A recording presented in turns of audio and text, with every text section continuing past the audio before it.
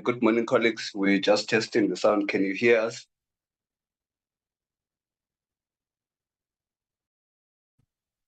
Good morning. Yes, we can hear you. Thank you.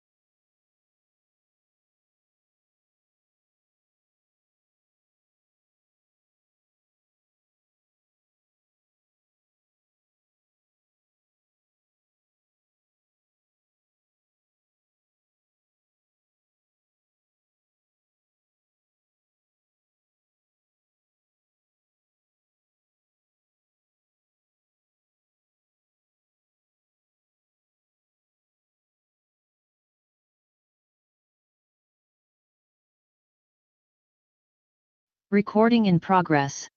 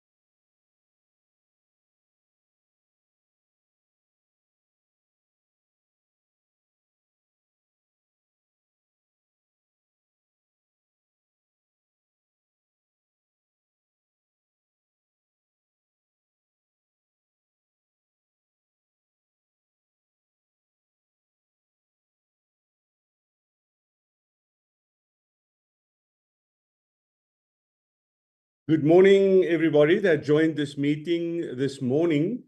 It's 9 o'clock and it's time for us to start our proceedings. Welcome this morning to this meeting where we will look at the Rooiwal issue as well as the issue that we have in the Vaal with Sedibeng. And if there is still time left for later on to consider our report, we will deal with that. Otherwise, we will have a discussion on whether we will do it later this afternoon or next week. But that we can discuss when we see how the proceedings would go. Good morning, Minister and the department's delegation. I presume that Tshwane will also have a delegation on. Good morning to you and welcome to these proceedings of the Portfolio Committee on Water and Sanitation. Just to refresh everybody, there's going to be, because there's 3 presentations, there's going to be an hour for the 3 presentations, not 45 minutes.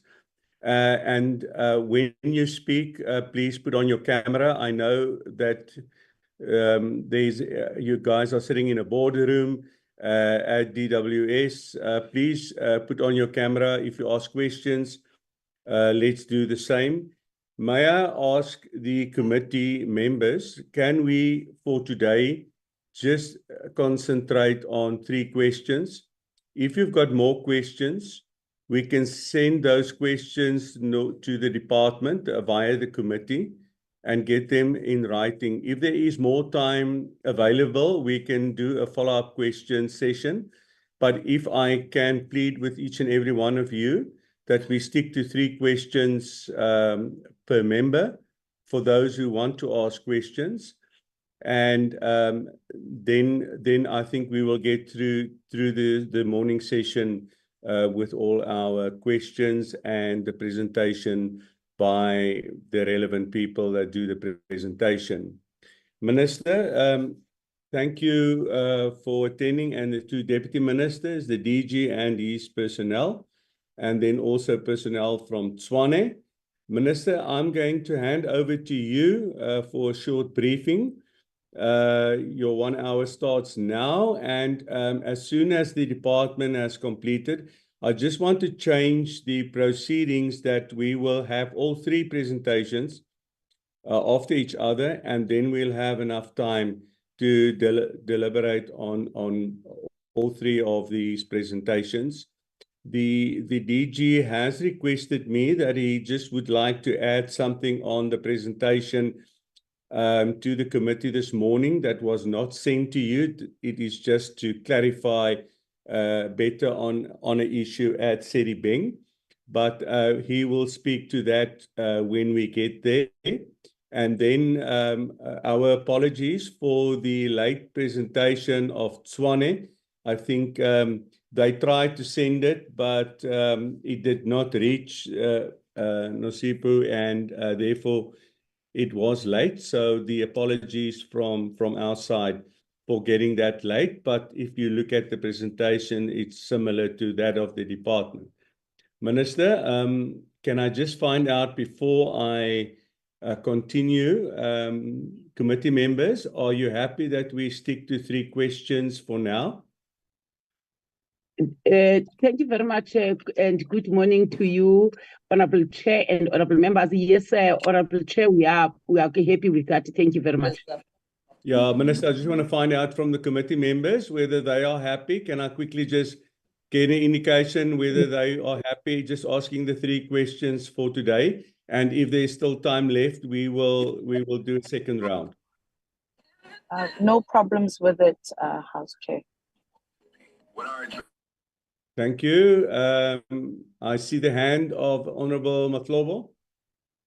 No, morning, Chair, morning to Minister and all the committee members.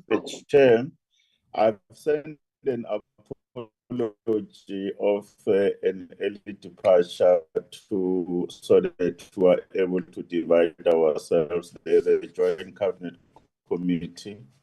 I will attend on behalf of the ministry while the minister remains decided at other DM, and if we are still not done, I'll be able to join you.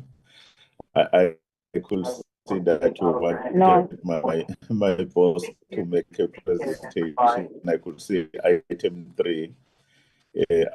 I'm sure I thought maybe we're still going to be coming in, because in the next few minutes I will have to leave. Thank you. My apology for coming now. Thank you, Honorable Member. We'll get to the apologies. Can I quickly get the can't hear you, Chairperson. Are you muted? I'm not muted. Can you hear me?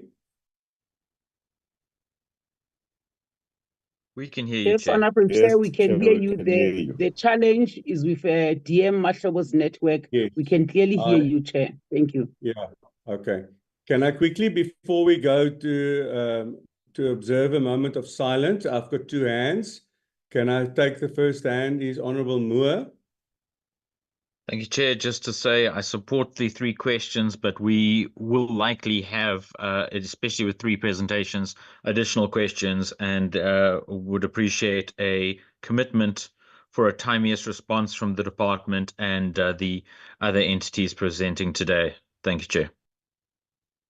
Thank you. Honorable Matlala. No, thank you so much, Chairperson. No, I just wanted to check if the 3 questions for all the 3 presentations, meaning that is 1 question the presentation, is what I want to check. Because we have a lot to ask department. Yeah. So I just would like everybody get the opportunity to ask your first 3 questions if there's more time.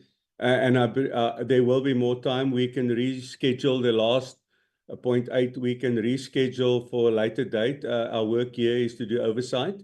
And if it needs to go for a second round, then we'll do that. I just would like to give everybody the opportunity to ask their first 3 questions, then we'll go to a second round. If that is fine with everybody. Chair? Yes, Honorable Ditebe. Chair, just to make sure that the PNU remains intact, I would like to support the 3 questions. Yeah, thank you very much. Colleagues, before we start, can we observe a moment of silence for meditation and or prayer?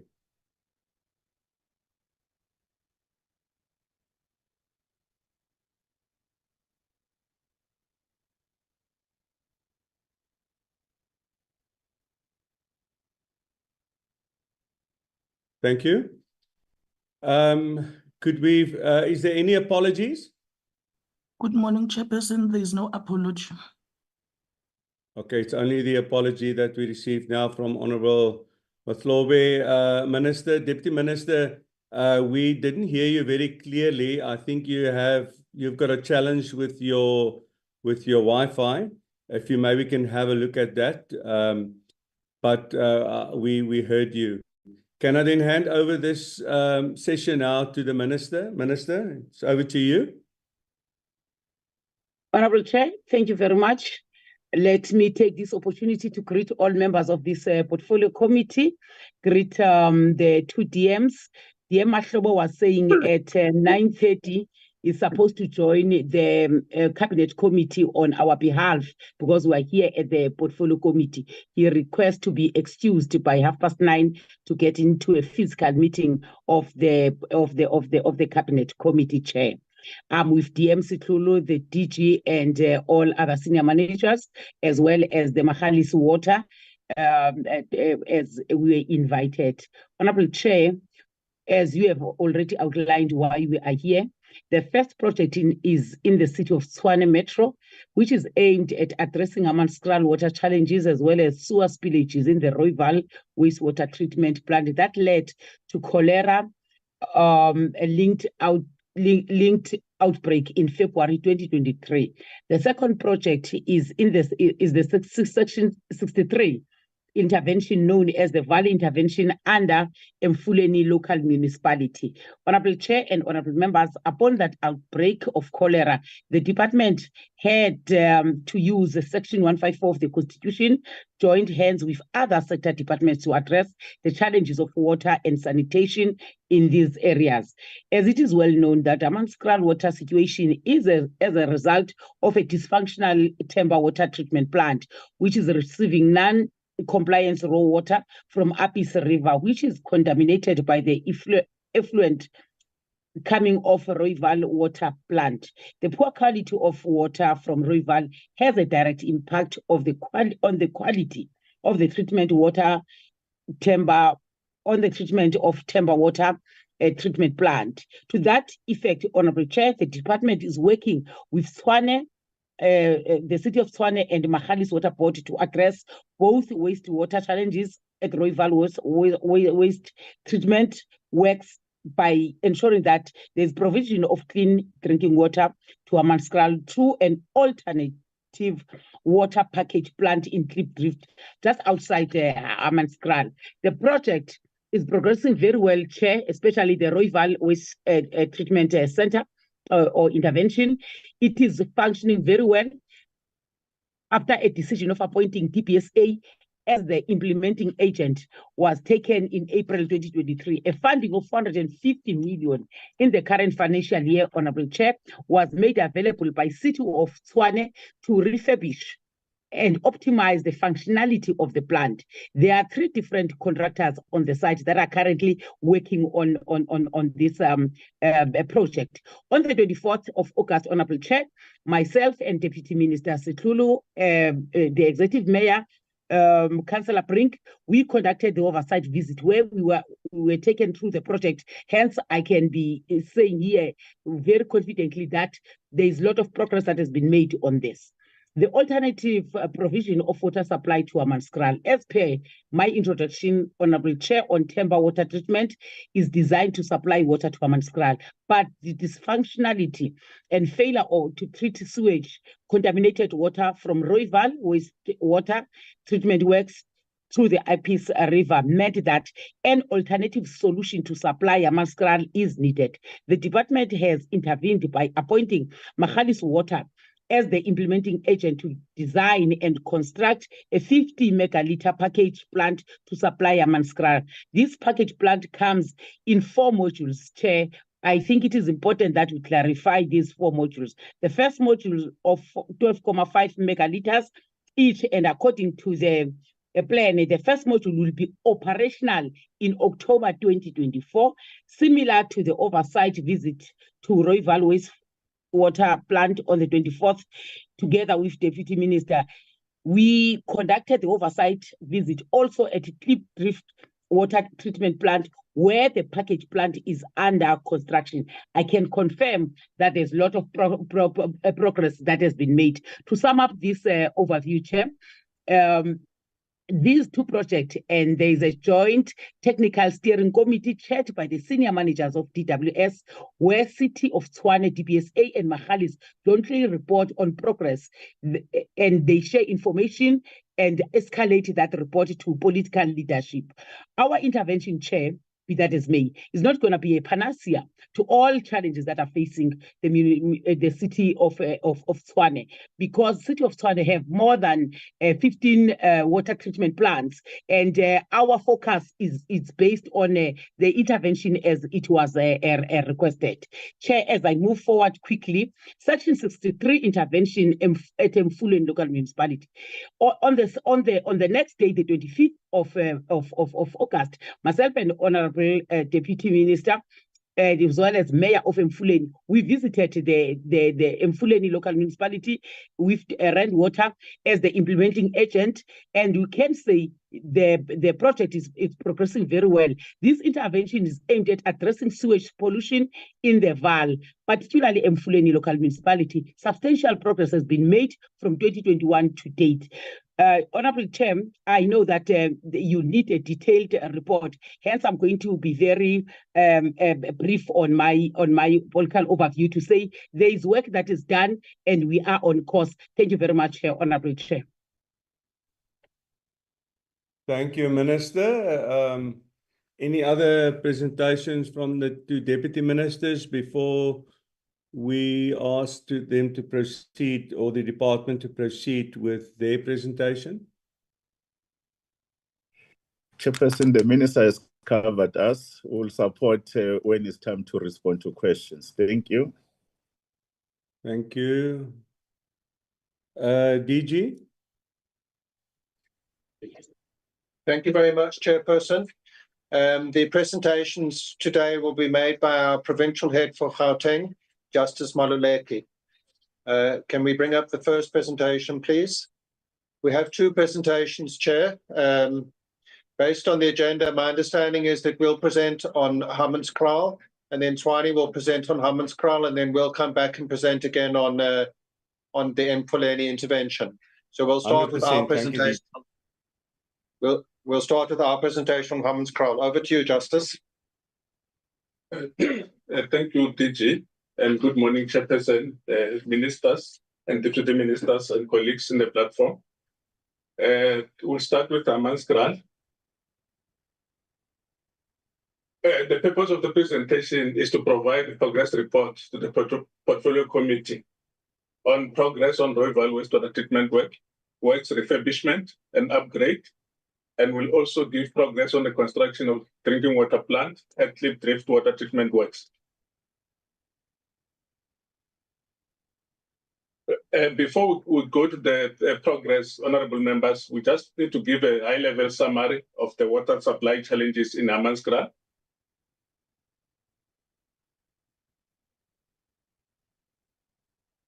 The city of Tshwane, honorable members, has 15 wastewater treatment works. Some of the wastewater treatment works are in need of refurbishment and upgrade due to aged infrastructure, as well as hydraulic and organic overloading. The most critical wastewater treatment works in Tshwane is the Rooiwal, the Cliff Hut, the Vivian Sport, and the Sutherland Ridge wastewater treatment works.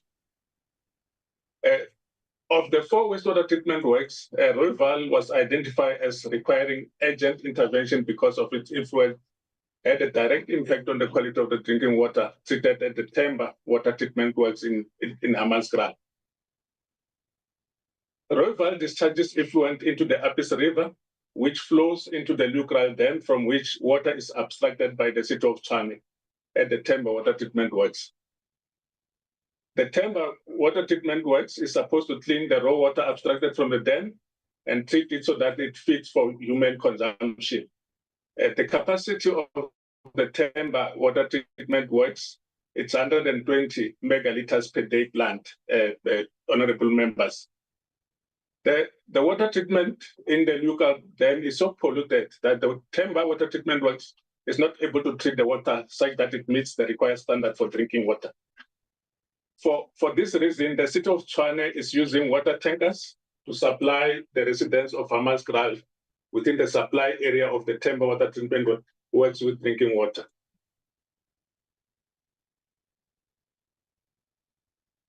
Water boards and municipalities, they treat the raw water abstracted from the rivers and dams before it's supplied to the household. They are not allowed by law to provide communities with water that does not meet the quality standard as set by the South African Bureau of Standards. Some municipalities obtain treated water from the water boards, while others have their own water treatment works. The city of Tshwane received water from 3 sources, 2 from the water boards, which is rainwater and Mahalis, as well as supplying residents with in some areas with water from their own water treatment works. Water from the Temba water treatment works only supplies the Hammanskraal area in Tshwane. As part of compliance, water boards and municipalities are required to conduct regular tests in line with the South African Bureau of Standards, SANS 241. The city have been doing tests on the water from the Temba water treatment works, and it was found not to be meeting the standard. The city has therefore issued warnings to the Hammanskraal community not to use the water for consumption purposes, but for other household use, such as washing and gardening, etc., etc. Water for human consumption currently is being sourced from the compliance point by water tankers delivered to the affected areas of Hammanskraal. This water supplied by tankers is regularly tested by the city of Tshwane.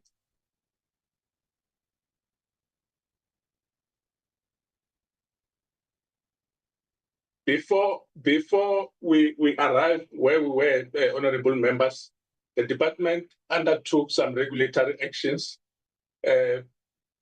on city of Tshwane, especially on the 4 wastewater treatment works. The department have issued directives, compliance notices, and in some cases, we instituted legal processes against the city. This was to force the city to address the failures of the wastewater treatment works. We are concentrating on Rooiwal today, honorable members, because of the situation in Hammanskraal. Safe to say, we issued a directive, and there was a court case in the High Court of Pretoria.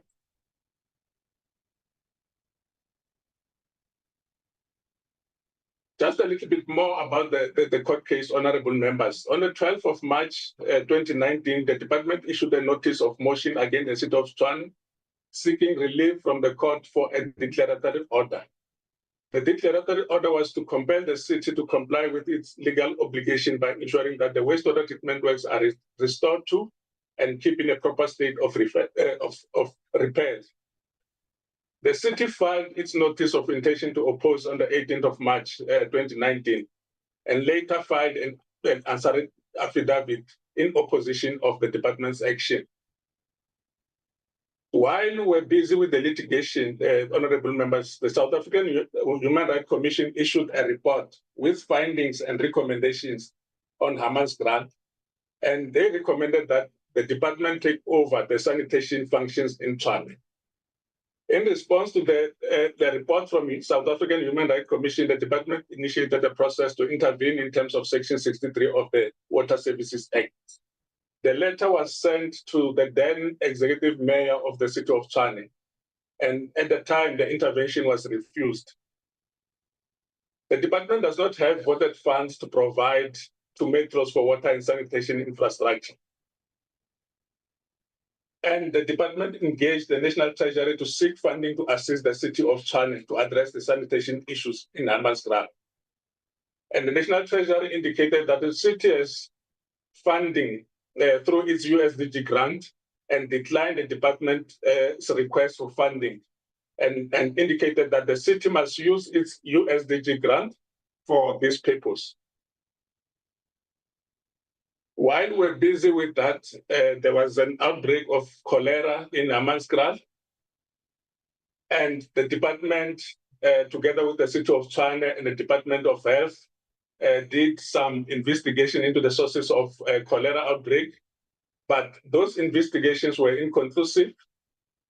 And it's common knowledge, honorable members, that it's very difficult to pinpoint the source of cholera. Simply because cholera is not only spread through polluted water only, it is also spread through poor hygiene, eating contaminated food, or by coming into contact with feces of an infected person. The investigations, as I've indicated, were carried out by technical people. However, the department also roped in the Water Research Commission to do the verification of all the tests that were conducted by all the parties, and even the Water Research Commission didn't find any conclusive evidence that the water was the source of the cholera. In view of those challenges, honorable members, it became imperative that the Rooiwal Wastewater Treatment Works have to be dealt with as a matter of national agency. At the time, the minister and the current executive mayor of City of Tshwane agrees that the city and the department will partner to jointly manage a project to fix the Rooiwal in Hammanskraal. And it was also agreed that Tshwane will contribute a portion of its USDG allocation to fund the upgrade. And it was also agreed that competent implementing agent will be appointed to manage the implementation. And in order to manage the project, a joint technical steering committee to oversee the project was formed. And the team was also to seek additional funding from other sources, such as loan funding, financing from the TBSA.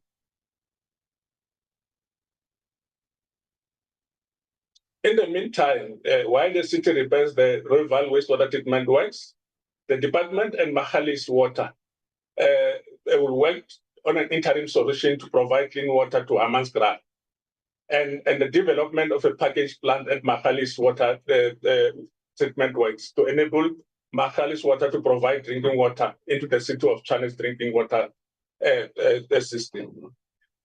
At this point, honorable members, it's important to also mention that the Temba that was affected used to produce 120 megaliters of water to Hammanskraal, but it was also using some of that water to supply Municipal, which is the neighbor of Hammanskraal.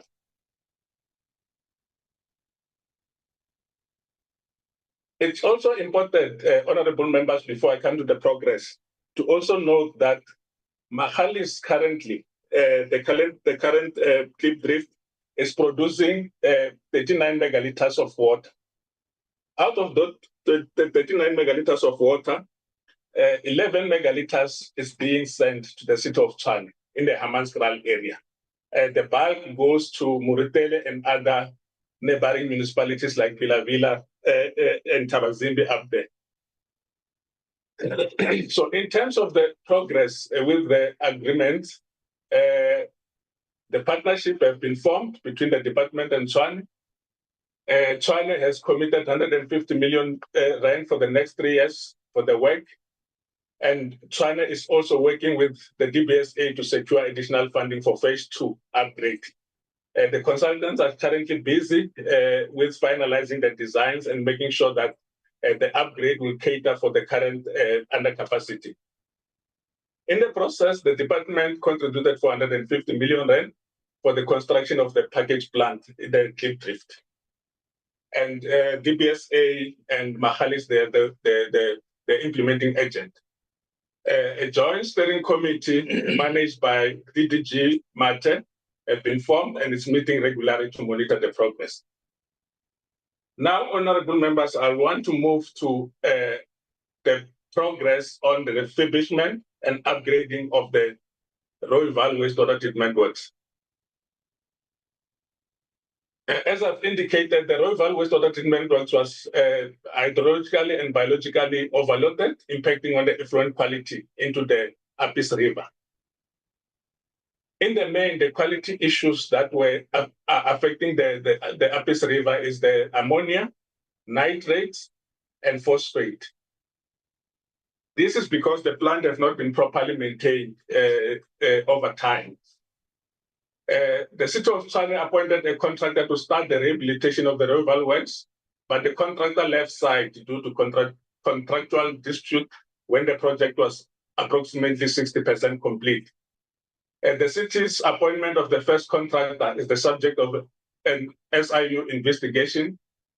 And since the previous contractor left site, the city has appointed a new contractor and DBSA as an implementing agent to complete phase 1 of the project, which is repair of the existing plant, which is currently at 68% when the contractor was first left site.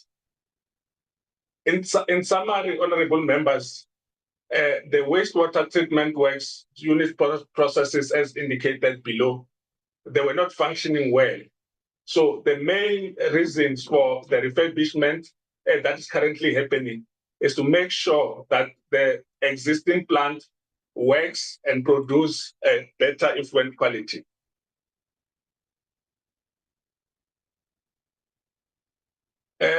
Honorable members, to simplify our presentation, we also attached progress reporting forms of annexures where you can see in picture format what is happening at the plant. The work, as I've indicated, is being implemented in 2 phases to repair the existing works and later to improve or to upgrade the capacity of the works. The new contractor to carry out the repair works was appointed in August 2023 to the value of 88 million rand.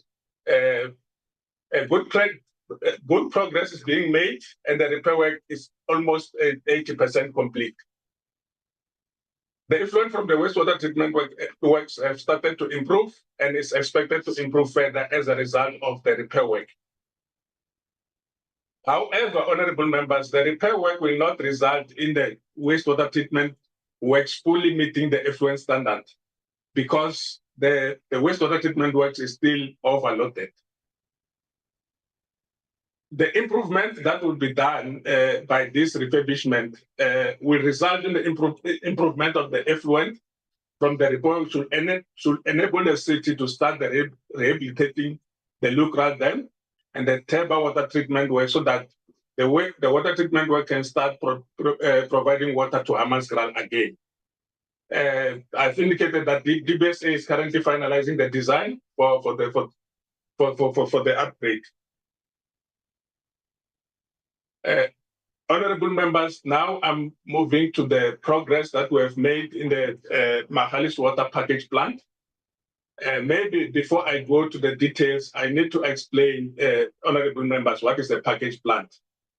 A package plant is one of the small plants that are built off-site and they are transported to the site for installation. And after they've been installed, they are able to treat water and distribute for drinking purposes. So you'll see in some of the pictures that we show, you will see some structures that are being brought to the site.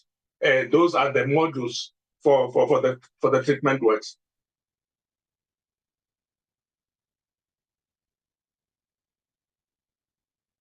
We have indicated that we are going to increase the capacity of the clip drift by 50 megaliters. And currently it's producing 39 megaliters. So all in all, we will have more or less 80 megaliters of water being produced in the clip drift plant. The plan is to install 4 of the package plant, which are of 12.5 megaliters sizes. And we are at the implementation stage currently. And the contract value is for 259 million rand as indicated there. Part of the work that we'll do, honorable members, the design for clip drift currently is for 2 megaliters, but it's producing 39. So we will have to do some improvement in order to increase the production volumes of the current plant by putting a pre-sedimentation and new sludge lagoon and also some mechanical works, just to ensure the efficiency of that particular plant. And the contract value is for that 149 million rand.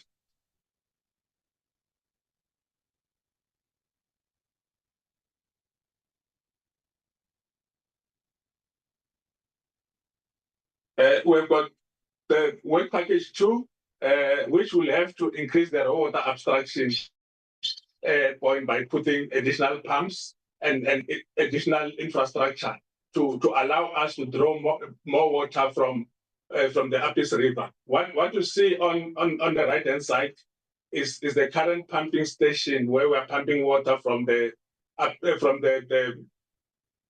Pinars River, which is fed from the Rooiwal dam, and then it's pumped to the plant. And those together with the pipes that are taking water to the current existing plant. And then we've got work package 3, honorable members. After this water has been treated and ready for distribution, we'll have to transport them to Babeleki reservoirs. And Babeleki reservoirs were not meant to take water from Cliff Drift plants to Temba in Hammanskraal. Originally, it was designed to take water from Temba water treatment works to Babeleki and for distribution in that area of Hammanskraal. So what we're going to do, because the affected area is in the main, in the Temba area, we'll have to reverse the current setup and pump water back to Temba through the existing system, because putting new systems was going to be very expensive, honorable members. So we will have to do that at that value.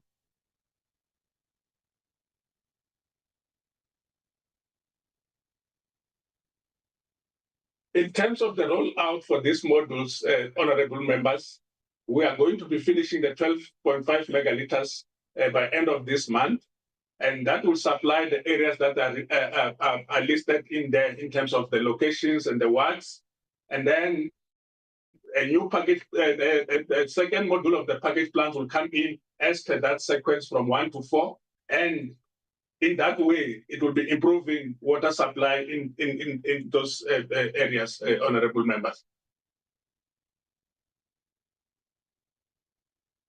This is basically to show different components and the total estimated cost of this particular project, honorable members. I won't go to too much details in this slide. I've already indicated that work. It's already started on package A1. What I indicated in this slide, honorable members, is the excavation that was happening, and it was the building of the area where the package plant will be located. Those big round steel tanks are the package plants that are being constructed somewhere, and then they are brought to site. And currently, the first module is being assembled and finalized at the plant. That shows the progress that we're making in that particular situation, honorable members. Same in here, we're showing the pipes that we're doing, where it will be connecting, and the full structure as it will be completed, honorable members. And the city of Tshwane, on the other side, have started to look at the Temba area and be able to say how are we going to use the existing services to deliver water to the different areas.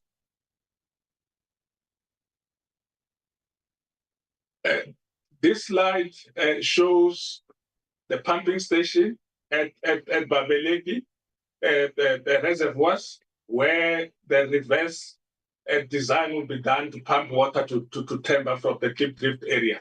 So work have already started there. I think the ministers and the deputy ministers have been there. They saw what was happening on that site. and they got a good explanation why we're on site.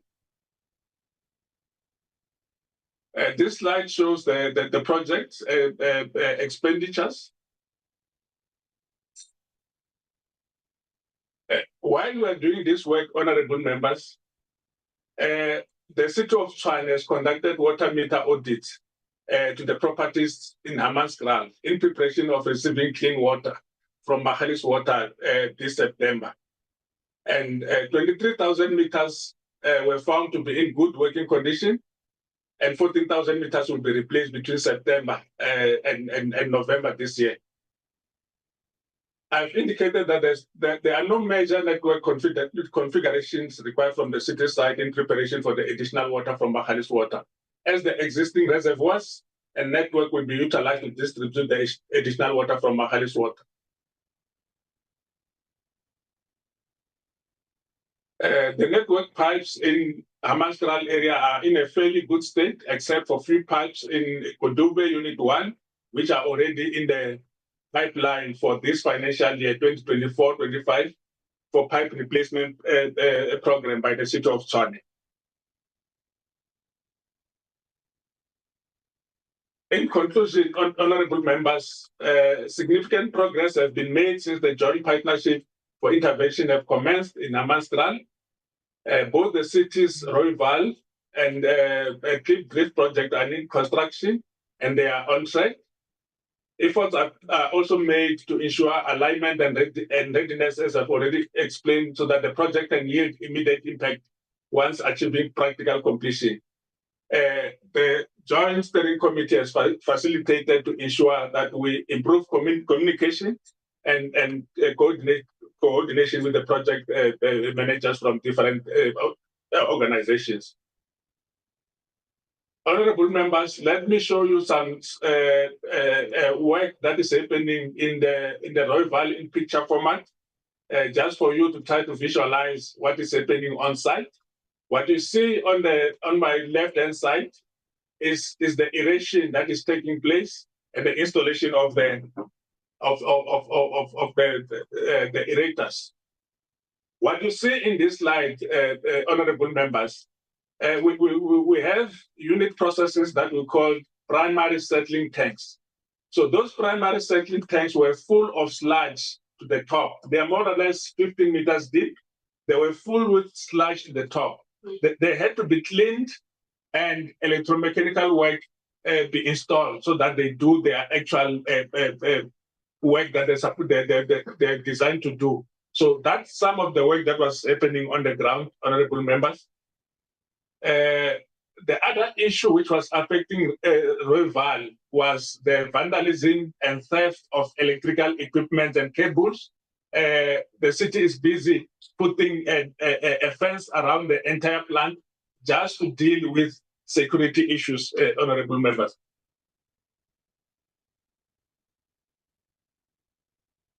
I think on my right-hand side is a new primary settling tank that was constructed, which was not completed by the previous contractor.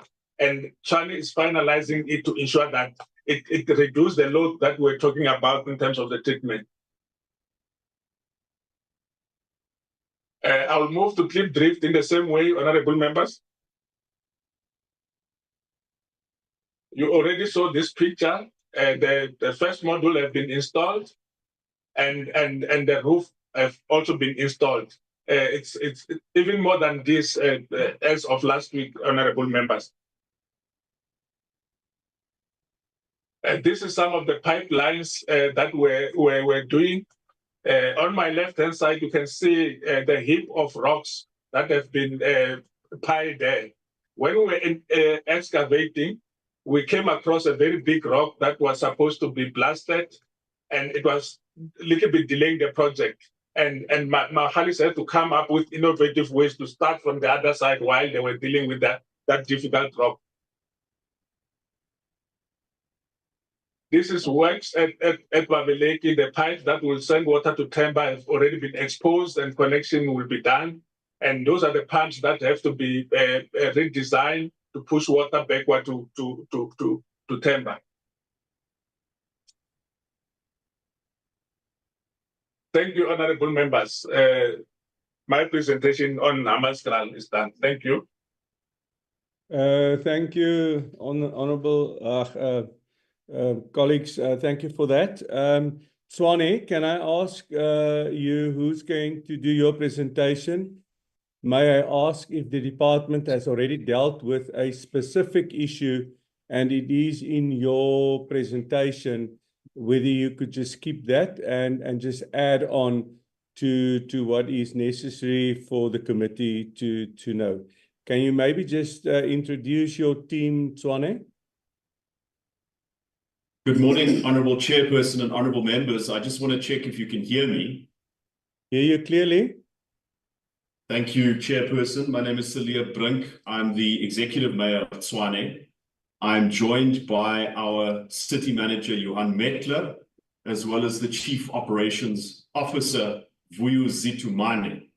And Ms. Zitumane will be doing our presentation, and Chairperson, as you have directed, we will not repeat the points that have already been made by the Department of Water and Sanitation.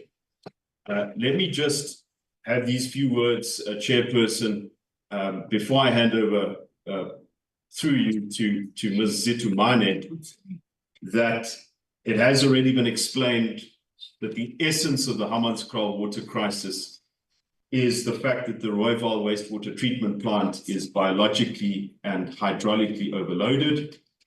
And this leads to the pollution of the Arpies River system, which makes it incredibly difficult for the city to purify that water at Temba. And as far back as 2004, the master plans of the city had indicated that we would need an upgrade. Unfortunately, that was not done. And in the intervening years, the population of Tshwane has grown along with the pressure on the infrastructure. And contravention notices were issued first in 2011. And unfortunately, the problem became just more complicated and more expensive to solve as the years went by and as the population and the pressure on the infrastructure grew. The presentation by Water and Sanitation refers to the partnership agreement reached last year. And Chairperson, it's important to note that initial meeting between myself and the former Minister Mtunu happened prior to the outbreak of cholera. And the essence of that discussion was that the people in Hammanskraal and Rooiwal experience the failure of government all the same, whoever is responsible for it. And that whatever litigation and conflict and disputes there might arise between these spheres of government, it is in the interest of the same community that both of us serve, that we take hands and we collaborate and pool resources to solve the issue. Indeed, as has been presented, the city of Tshwane has budgeted the maximum amount for the upgrade of the Rooiwal wastewater treatment plant. DBSA is on site. The presentation will speak to the considerable progress that has been made. But Chairperson, I must just add that in terms of this partnership agreement, the full upgrade, all of the work that needs to be done, the funding for that has not yet been secured. And I'm talking here about outer years. And that is part of the work that the steering committee, to which has been referred, needs to do, is to find the funding for the further phases of the upgrade of the Rooiwal wastewater treatment plant. And I must just add that there is a possibility that we will need some other strategy for the future of the Rooiwal wastewater treatment plant. And whether that includes private partners or some other arrangement between the city and the department is to be determined. But in the meantime, the work proceeds. Chairperson, the city of Tshwane has also done work, as has been referred to, on the on clearing the ground, so to speak, preparing the ground for the package plant, and this includes engagements with traditional leaders, community engagements, the meter audit, We're looking at billing issues because eventually the city of Tshwane must be able to pay the bulk account of Magali's water. And we're taking various steps in order to ensure that happens. A committee has been formed with the deputy mayor leading that committee, including MMC for Utility Services, Temba, and they do bi-weekly visits to Rooiwal to check on the progress, to check on the security, and to make sure that if there are serious policy issues, that they are addressed as soon as possible. Chairperson, the cholera outbreak in Hammanskraal certainly added urgency to this matter.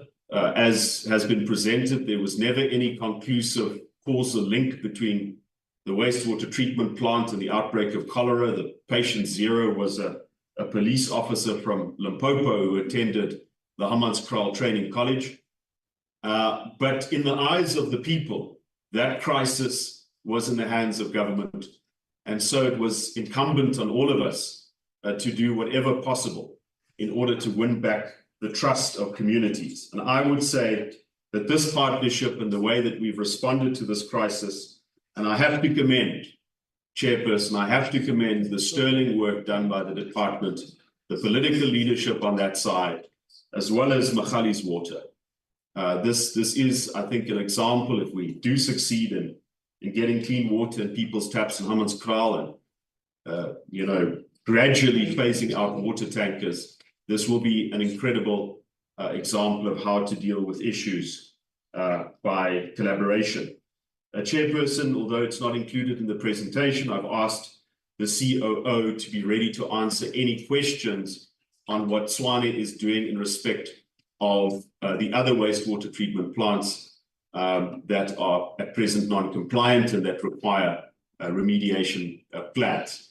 Chairperson, I'm going to hand back to you. The person doing the presentation on our side is Ms. Zitumani. Thank you, Honourable Mayor. Can you proceed then with the presentation? Honourable members of Parliament, the Minister and the Deputy Minister, the Executive Mayor and colleagues, good morning. I will try not to repeat what has already been presented by my colleagues, but just to give an overview of what this intervention at Rooiwal entails. The intervention is aimed at upgrading the current facilities, but over and above that, expand the treatment capacity, but also look at issues of compliance, as the quality currently is a problem, so that we can comply with the relevant prescripts that regulate treatment plants of this nature.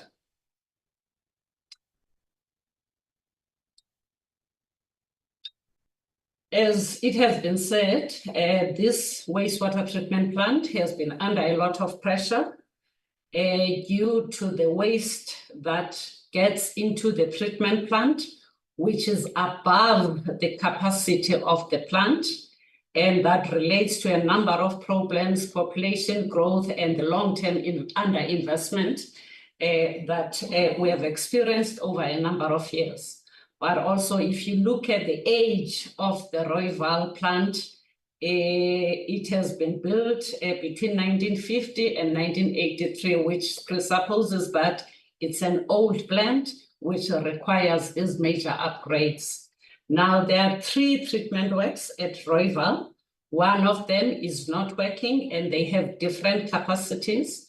The North Works has a capacity of producing 110 megalitres a day, and combined with the West Works, the total combination of what they can produce is 150 megalitres a day. Now, we receive the drainage from Atteridgeville, from Pretoria CBD, Pretoria North, Soshanguve South, and Roslyn area. And the outflow, as it has been said, which is not of good quality, it goes to Apis River and discharges to Leertraal Dam, And the Temba wastewater treatment plant that has been spoken about abstracts from that Rooiwal dam. Hence, we have the quality problems that have already been alluded to. This is just a graphical analysis of how the plant is configured. As I indicated, is the northwest that is marked in red, and the east-west that is marked in purple, and those plants are still operational, but not at an optimal level. West-west is not operational at all. Now, these are the interventions that we are currently engaged in. As it has been indicated, we decided to appoint DBSA as an implementing agent. And they commenced with the work on 7th of September, which is almost a year from there on. And the duration of their appointment is 36 months, which is anticipated to be completed in October 2026. Now, their role is to be an implementing agent. They are on site, they provide technical advice, they oversee the implementation of the project. Now, the project has 3 scope of works. The first one being the general building, the second one being the mechanical engineering, and the third one is your traditional conventional approach, which is about the appointment of the consultants and subsequently the appointment of the contractors for outer phases.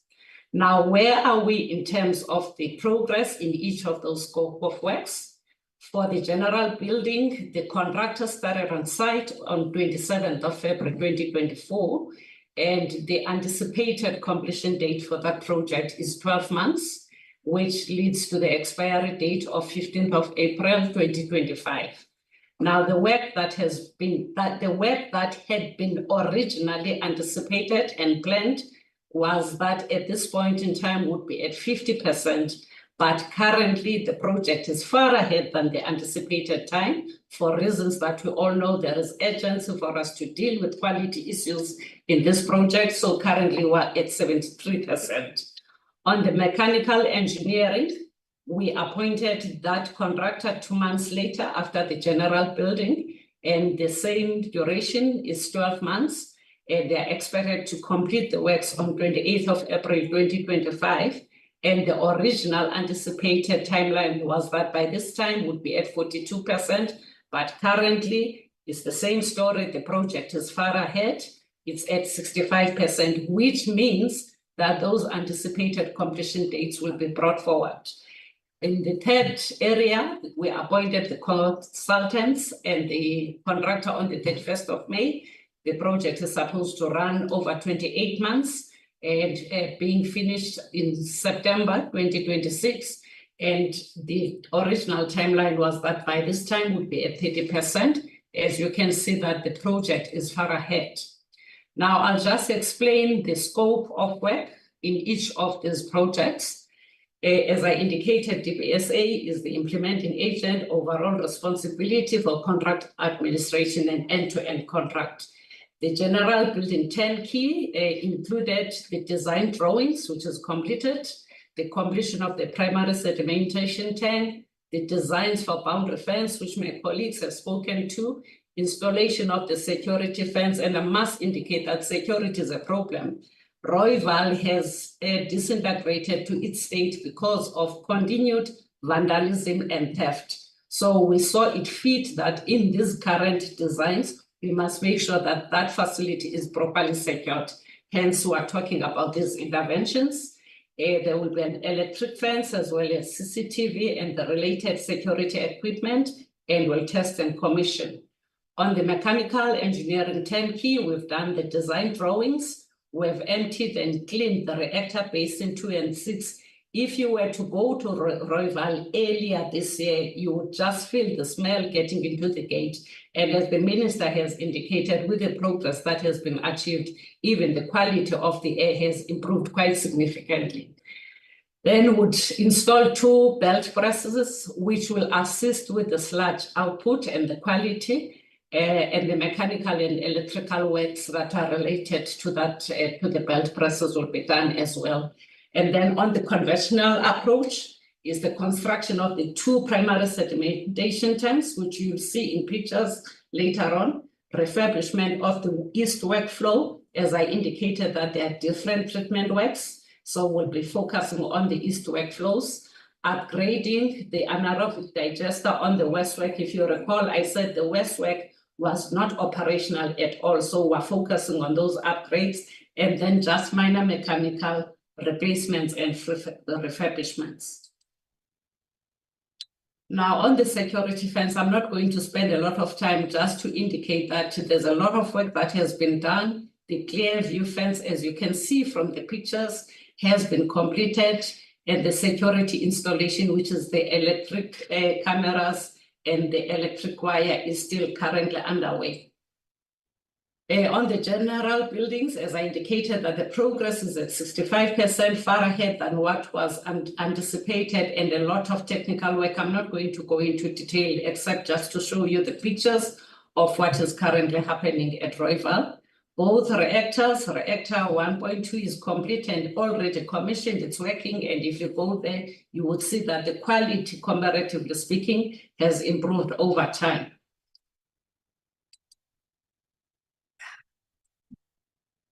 And here, this is the secondary sedimentation tank. As I indicated, that the progress even here is at 55%, it's far ahead. I'm just showing you the pictures just to see what is happening on the ground. The blowers, they are at 100%. So effectively, we anticipate that before the end of the financial year, contrary to what we had anticipated earlier on, would have completed phase one. I must indicate that phase one is specifically focusing on improving quality.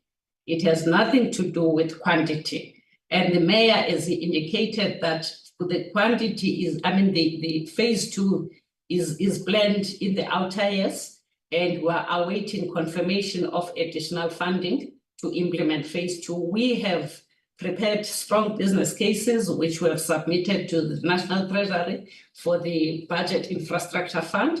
We have passed the first two phases. Now we'll be producing more information in terms of what they are required, of what is required from them. But for now, there is no confirmation with regard to that funding.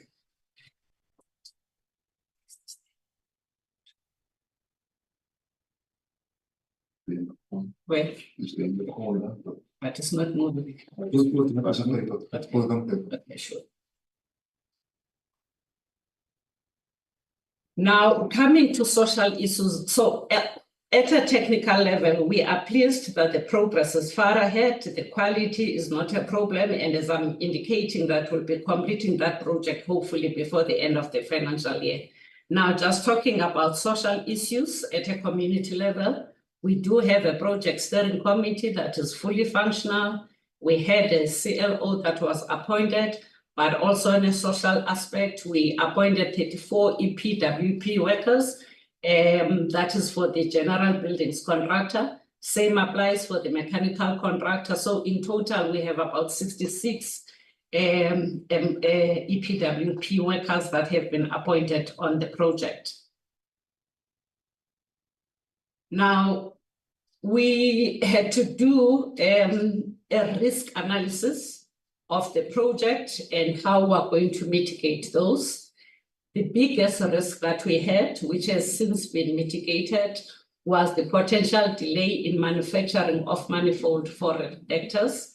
However, the contractor has been urged to order all those materials, and they will be on site soon, so that risk has been mitigated. But also the second one, it was high quantities of sand that we had in the reactor, but we have tried to mobilize additional resources to fast-track the cleaning of those reactors, which could have led to the delay of the project.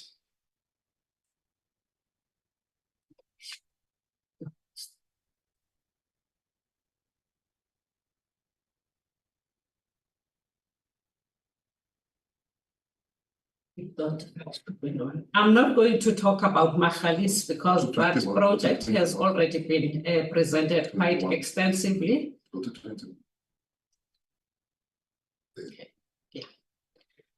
Now, just to talk about Magalies, there is an expectation that once that plant is up and running, the community should be ready to pay for the water that they will be getting. This is just an indication of who is going, which wards are going to benefit at which point in time, as both the Minister and Justice has indicated that there are 4 modules that are planned at Magalies, and the first one is going to produce the supply in October 2024, and those areas that are stated there, I'm not going to read them, safe to say it's Ward 49, 73, 74, and 75. They will be getting their first batch of water to the tune of 19.86 megaliters per day. Module 2 will be completed in February 2025, and there will be additional 11 megaliters. Module 3 at the same time with additional 11.5 megaliters, and Module 4 being the last one in June 2025 with 18.5 megaliters. So in total, there will be 60.86 megaliters, which will be distributed to those wards accordingly. Now, we've started to engage with the communities because we have to raise a high level of awareness that they will have to pay. But that engagement has been preceded by water audits, which we conducted in the area to check the functionality of the meters so that when we build them knowing that we have accurate reading of those meters that we'll be installing. Now, this is just the outlay of the township. We have in total 21,458 registered stands. That means there are stands with title deeds and owners that can be identified. Then we also have 16,162 of unregistered stands. However, we have started a process of talking to the chief in the area to produce certificates of tenants so that we can build, because if we cannot build, those people will not be able to recover the cost of providing that water. So there is a process to make sure that the tenants, though the stands are unregistered, but there is somebody who's going to be linked to that particular property. The second aspect of what we did was to audit the meters, their functionality, and 23,000 of them were found to be in a very good condition, but 14,000 of them, they require replacement, and we have already started that process, and we have an allocation of 21 million that has been dedicated for that exercise. So come October, we'll be knowing who's occupying which stand, will be able to bill and collect so that we can pay for the water that will be provided in that area. Next. Now, let's talk about the socio-economic impact of the project. The households that have been affected in the whole area is 47,550 with 15 wards, and the total population of the area is 180,675. This project will create 70 jobs. It has started actually on EPWP to create 66 jobs, but in total, it will create 70 jobs, and there will be 3 wards that will benefit, and then the 30% of subcontracting, we have identified it where feasible, because the nature of this project is highly complex. We might not achieve that 30%, but for basic work that can be done, which is articulated there, we can subcontract up to the value of 40 million. Now, we put in the slide just to indicate the benefits of this partnership that we have. We had a very good relationship with Water and Sanitation. We're working very closely with Magalies Water, as it has been said, that there are regular engagements at PSC level where we're able to anticipate challenges and deal with them there without wasting time.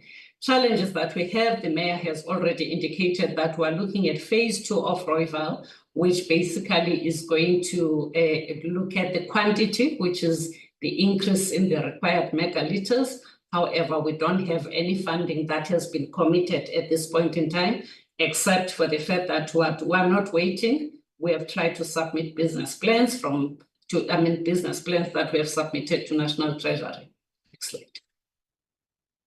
The project generally, as I indicated, is way ahead of schedule. The quality is not a problem. There are no social dynamics. The community is embracing the project. And I must say the support that we're getting from the department is highly appreciated. I've just indicated with Magalies that we're ready to bill once the water comes in. And Magalies also has provided both technical and project management expertise.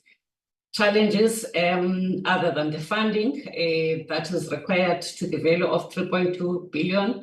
We have issues of theft and vandalism, but as I indicated, we have made sure that this time the site or the treatment plant is fully secured with the interventions that I've just highlighted. Yeah, so this is where we are in terms of the project. Thank you. Let me just address the issues that were raised by Justice in his presentation. We are very much aware that our wastewater treatment plants are not operating at the level in which they should be. And there are various reasons that have led to that. But I'm happy in financial year, 6 of those plants have received an injection of about 239 million to address the quality issues relating to non-compliance that have been alluded to. But all others as well, because the question will be what is happening with the 9?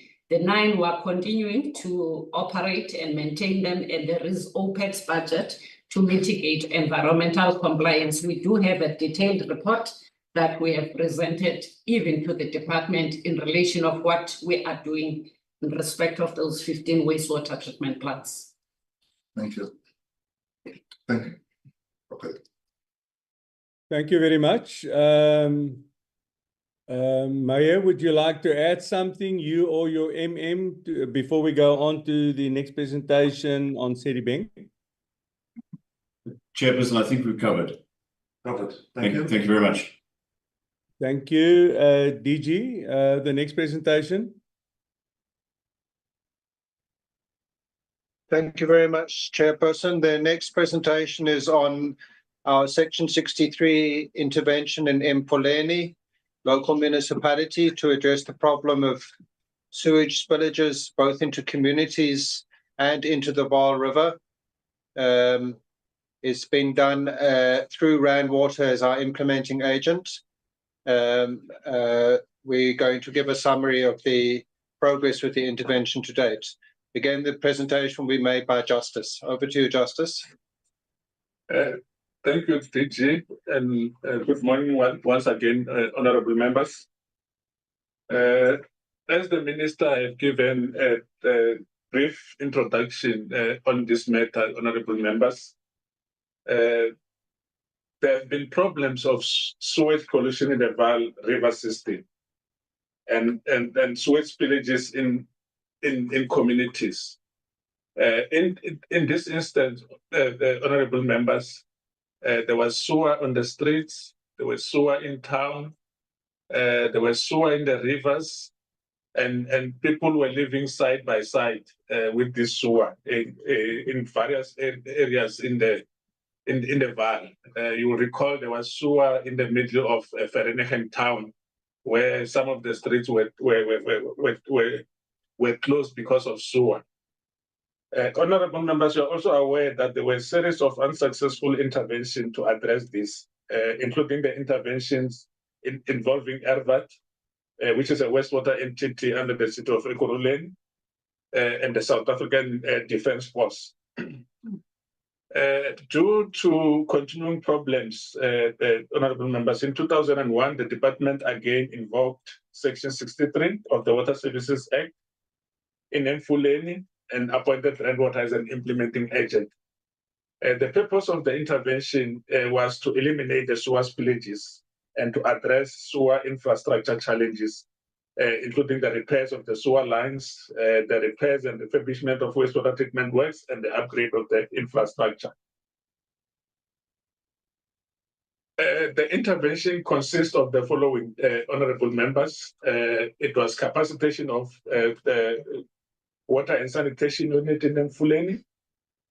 We had to improve the operations and maintenance of the wastewater systems, including the unblocking of sewer lines. We had to refurbish critical pumping stations in eMfuleni. eMfuleni, honorable members, have plus minus 44 pump stations in various areas. 37 of these pump stations, they are in the UK catchment, which covers areas in Vereeniging and close to Vaal. And that's where most of the sewer spillages were taking place. We had to refurbish existing wastewater treatment works, honorable members. eMfuleni have got 3 wastewater treatment works, which is Lukeng, Sebokeng, and Rispate. And we also had to deal with some issues in Metropolitan. All these 3 plants from eMfuleni were not working, completely not working, from the inlet works to the final discharge point, where it was sewer in, sewer out, no treatment, straight to the river. We can safely say now what is left to be done in eMfuleni is the upgrading of the capacity of the existing wastewater treatment works, which are the 4 that I've also indicated in this slide. And we can also safely say that progress has been made from 2021 to date, which improved the challenges that we're having in this particular system. Honorable members, we requested the chairperson to include this slide because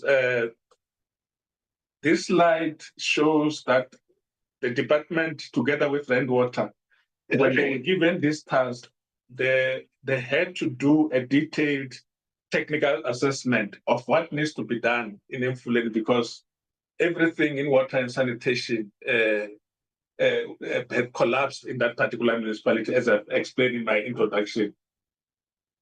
So we had to do a detailed assessment to check what is it that we need to do differently to ensure that when we intervene and do the work, we don't go back to the same situation, or we don't fail like other institutions that have failed, honorable members.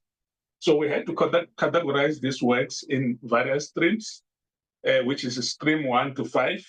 I'll spend a bit of time in this slide, honorable members, just to clarify how we approach this matter. We realize that there's a need for refurbishment, there's a need for repairs, and there's a need for upgrade. So we call that a stream 1 of the intervention, honorable members. And we had a stream 2, which is in the main operations and maintenance. As a water services authority or as a water services provider, depending on the arrangements, the municipality have to operate its water and sanitation business without having major challenges. When there is a spillage, it has to be fixed within 24, 48 hours. When there's a pipe burst, it's the same. When there's a pipe that has to be replaced, it's supposed to happen the same. When we did our assessment, we realized that the unit in eMfuleni, which is Metsi, had a vacancy rate of plus minus 75%, which means only 30% of the workers that were available were doing the work that was supposed to be done by 100%. And that's where we realized that that's why we have the situation where sewer is all over the place. So we needed to capacitate this medicine in the form of human resources, process controllers, and electromechanical skills that we could have. But we also, when we arrived there, honorable members, the municipality didn't have tools of trades, no spares, no pipes, no tools like spanners or jetting trucks or something to clean the sewer system. And then we had to make sure that they have some of those things. All the works that are supposed to be done under operations and maintenance It's what the Water Services Authority or the provider has to do on a daily basis. And we needed to come up with sustainability measures that we're going to talk about as part of the challenges that we encountered. The one other problem that we had, honorable members, communities were so frustrated. They were not happy with government. They were complaining all the time to different areas. And in some cases, the municipality didn't have a mechanism where the people can call in and complain and say all the things that they want to say for assistance. And then we had to come up with a work stream that we call it advocacy.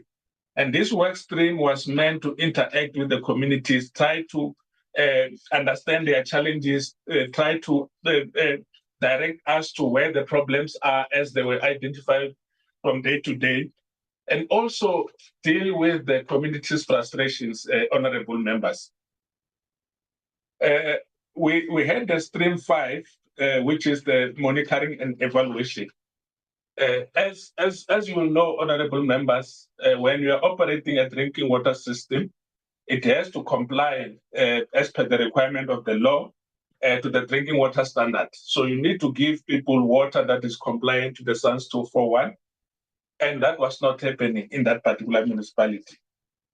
Same with the wastewater treatment works. They've got licenses that have conditions for discharge and what needs to be discharged back into the environment. And that has to be reported and monitored all the time. So the municipality didn't have a lab, they didn't have the chemist or the microbiologist to deal with that. And we needed to assist as part of this intervention.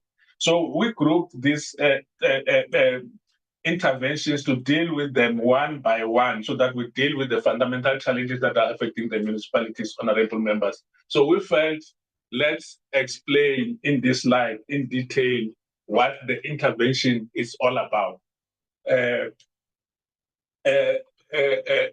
To proceed with this intervention, honorable members, National Treasury approved that the department implement this intervention. They accepted that it's a multi-year intervention. It cannot happen in 1 year. However, National Treasury was only made allocation up to 3 years in terms of the medium-term expenditure framework and was not able to provide confirmed budget upfront for the entire intervention, including the long-term major capital project. The department has been requesting allocation from National Treasury on a rolling 3-year basis, and the department is currently in the 3rd year of allocation from National Treasury for the interventions. The department will continue to request allocation from National Treasury on this basis until the major capital works are complete. And before National Treasury assist with our request, they look at the progress that we have made and make any additional allocations. The department has estimated the total cost of this intervention to be 7.6 billion rand over a 7-year period, including for completion of the major capital project. From October 2021, when the current intervention started, honorable members, to date, the department has transferred to Rainwater for implementation in eMfuleni 839 million rand, and the expenditure to date at the end of July was 694 million rand. The estimated remaining budget requirement for the Vaal intervention is estimated at 6.8 billion for the upgrades of the wastewater treatment works. I'll give you the details at the bottom. And we estimated that the time to complete will be 3 to 5 years based on the engineer's expectation. I must mention here, honorable members, that as the department, we are engaging with Rainwater to ensure that once the contractors have been appointed, we try to finish most of the remaining capital works between 3 and 4 years, not 5 years that was mentioned in the business plan. And we'll have to come up with mechanism to ensure that we we fulfill that work, because we don't want to be in eMfuleni for long, more than the next 3 years, honorable members. In this slide, I'm going to give progress in terms of what we have done, the work streams that I've indicated in the slide that we have added, honorable members. In terms of the capacitation of METSI, we did the training of the existing staff. And as I've indicated, it was only 30% of the required staff. The rest, they were not appointed. We also brought some temporary staff through rainwater that was assisting with the operations of all the systems that I've mentioned. We procured vehicles and equipment to carry out the maintenance work, and eMfuleni didn't have the vehicles, honorable members. You might have seen through different media houses that most of the assets of eMfuleni were attached by different creditors, and some of those cars were taken away. We had to establish a store for the spare parts in that particular municipality, because there was nothing, honorable members. The call center was not working, and the communities of eMfuleni were calling all over the place. They would call the Premier's office, call Minister's office, call Presidency about the challenges that they were having. And we had to deal with that so that those problems are addressed at the local level, honorable members. They didn't even have computers or printers to do their work, and we had to pay and buy for some of these computers through this intervention. In terms of the operations and maintenance, we had to refurbish the pump station. We had to unblock sewer lines, and we also had to repair collapsed sewer lines in eMfuleni. This work, as I've indicated, is ongoing and is based on being responsive to the breakdowns and complaints. It's important to mention here, this is what the Water and Sanitation Authority or the water service provider has to do on a day-to-day basis. It cannot be handled through the intervention like this, because it's not a once-off event. We just envisage as the department that this element of the intervention can be phased out once the training and capacitation of eMfuleni has been enabled to do this work on their own, or alternatively, once the special purpose vehicle between rainwater and eMfuleni has been established, so that the SPV can take over these functions. I'll explain below, honorable members, the SPV and its genesis, and why do we think it's the best option to take eMfuleni forward. Honorable members, I've indicated the challenges with the pumping stations for sewer in eMfuleni. Honorable members, due to the landscape of the Vaal and where the properties are located, sewers have to be pumped from one station to the other up until it reaches the wastewater treatment works. So we identify in the UK catchment, honorable members, 4 key strategic pumping stations which were not working. It was sewer accumulating, overflowing to the river, and nothing was working. Starting from the pumps, the electrical cabling and mechanics, the guards were not even having houses to stay there. So they were never there. Vandalism was rife, and the pump station didn't have fans. We had to then refurbish these pump stations, pump station 2, 8, 9, and 10. And when you go there now, the people are happy that are working there. The station is pumping, and sewer is being pushed to the wastewater treatment works. We also had to replace a collapsed line, honorable members. Some of this collapsed line I've already mentioned. There was one big one in the center of Vereeniging, which was plus minus 10 meters deep, and you had to dig under the existing buildings, close the roads, and fix these particular pipes. There were several pipes that were in the communities where communities were living side by side with sewer, we had to deal with some of those. And we can safely say that we have completed 50 of those kind of sewer pipelines, and we're remaining with 2 that we're working on currently. And as a result of these first 4 areas of intervention, honorable members, the incidences of spillages into the communities in the eMfuleni have reduced. We're dealing with bits and pieces here and there, but it's not as it was 2-3 years ago, as we speak, honorable members. In terms of progress with the refurbishment of the wastewater treatment works, we managed to refurbish 2 of the 3 wastewater treatment works in eMfuleni, which is complete. It is the Luke Game and the Ritz Sprayed.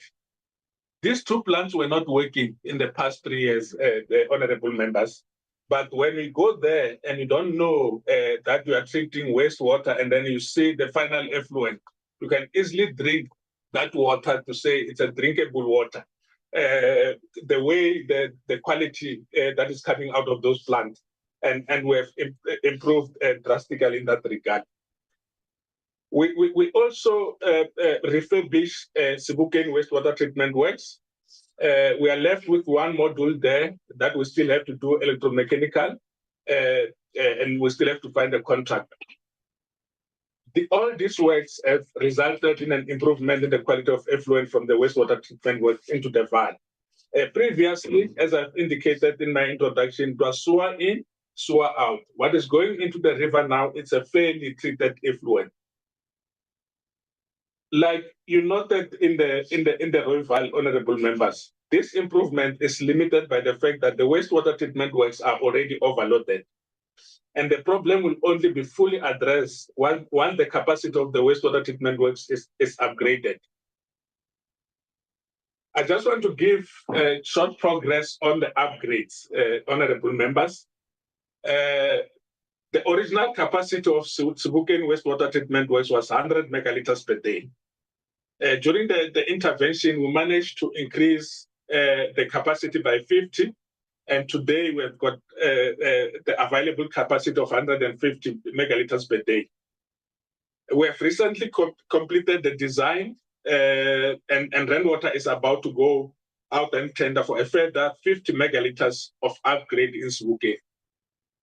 Honorable members, I think you need to appreciate that this Sedibeng does not only address issues of sewer in eMfuleni alone.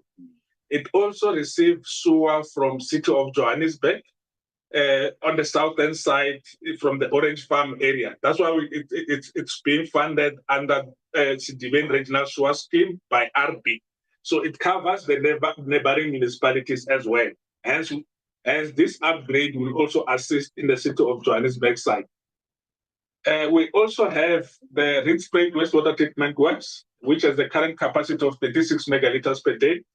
I've already indicated that this plant was not working, it's currently working. But we have completed the design to increase the capacity by 50. We have issued a tender and is currently in the bid evaluation stage in rainwater. Maybe within the next 2-3 weeks, there will be an appointment for this upgrade, honorable members. The last one is the Metropolitan. The Metropolitan is not in eMfuleni, honorable members. Metropolitan is a 10 megaliter plant, which is in Metropolitan town. It's servicing Metropolitan, which is under Vaal. This plant as well had some challenges. We completed the design to increase the capacity by 15 megaliters. And we have recently appointed the contractor, which is upgrading this plant by 15 megaliters.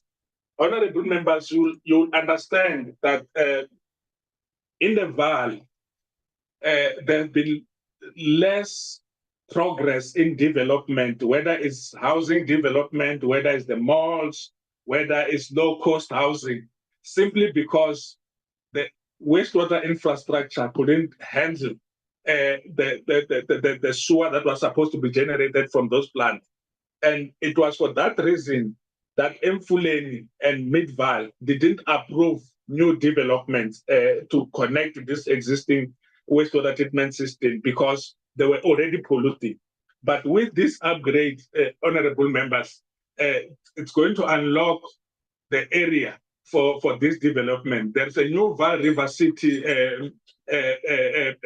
shopping complex that is planned in the Vaal, which is going to benefit from this upgrade, honorable members.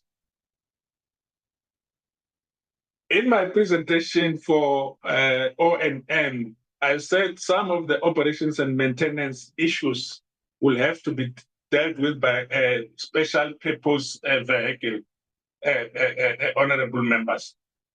What is this vehicle? Is a partnership between Rainwater and eMfuleni local municipality. The Council of eMfuleni has approved that an SPV be established in partnership with Rainwater to be the water services provider in the municipality.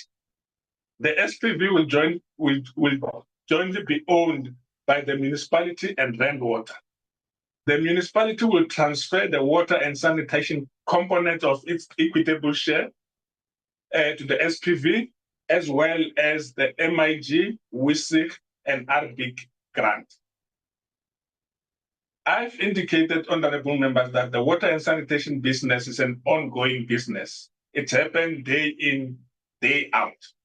So in terms of the grants that are coming from a national government, there is a component of the equitable share that covers water and sanitation, and that goes to the municipality. So it's only that part of the grant that we're talking about. We're not talking about the grant for electricity. We're not talking about the grant for refuse removal or for basic supply of other services. We're talking specifically to the grants that are supposed to support the indigent on water and sanitation. Same with MIG. There's MIG for roads, there's MIG for electricity, there's MIG for waste, you can name them, that are listed in the dollar. But there are specific ones for water and sanitation under the MIG component. That's the kind of funding that we're saying it will be transferred to this component. It's obvious with the WISIC and the RBIC allocation. Those are special grants for water and sanitation in municipalities. Therefore, we are happy that that will be implemented from there. And it as a way of capacitating the municipalities, this municipality going to the future, the municipality will transfer its staff involved in the provision of water and sanitation to the SPV, and the SPV will have full responsibility for water services provision function, including the billing and the revenue collection. Honorable members, we are in this dire state of water and sanitation in the country, not necessarily in eMfuleni, because there's no separation between revenue that's being collected for water and sanitation with other streams, and the municipalities utilize them as they wish. And we have realized that if we don't deal with this problem in eMfuleni, we cannot be able to solve the water and sanitation challenges in eMfuleni, because we'll forever convert capital money to operations and maintenance. Meanwhile, this service was supposed to pay for itself, honorable members. The department, together with eMfuleni and Rainwater, we're currently engaging the National Treasury to obtain the necessary approval for the establishment of the SPV. The municipality have already done extensive engagement with their communities, with their workers, and with the business forums within the municipality, in fulfilling the requirement of Section 78 of the Municipal Systems Act, honorable members. That work is still ongoing, and they will be concluding that. Rainwater has undertaken a detailed and a thorough feasibility or due diligence study, which indicate that the SPV will be viable and will be able to provide services according to the required standard, honorable members. There's a detailed report that talks to what are the elements that have been looked at in terms of the funding, in terms of the human resources, in terms of reducing the leaks that is making the municipality to lose a lot of revenue. Currently, that municipality is losing plus minus 70% of the water that they are receiving from rainwater. So they cannot get revenue out of that. So if you don't deal with those leaks and make sure that that water is used by people who can be able to pay, or if they cannot pay, they've been covered under the equitable share, we cannot resolve this issue of eMfuleni. Furthermore, the state of the municipality as it is, with the attachment of assets, with the workers taking the municipality to court and everything else, the municipality cannot be able to go to the market and get the necessary funding to deal with their infrastructure. And it is rainwater and the municipality's submission that with a good balance sheet of rainwater, where they can go out in the market, get some funding, they can be able to assist the municipality in the longer term to build their infrastructure, to get additional money, to get back their water and sanitation business back into an ideal state and be able to deal with all the challenges.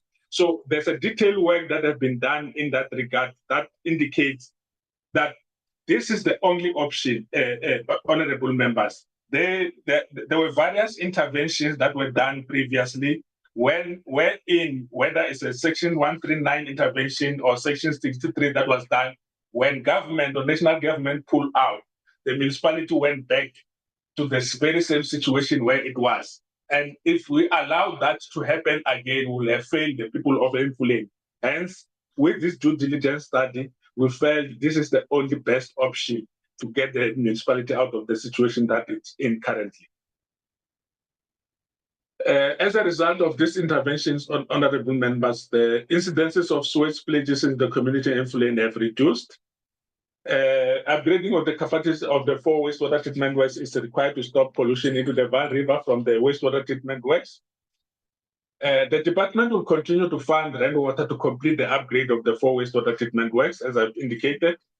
Upgrading of the wastewater treatment works will also allow planned development in the area to proceed.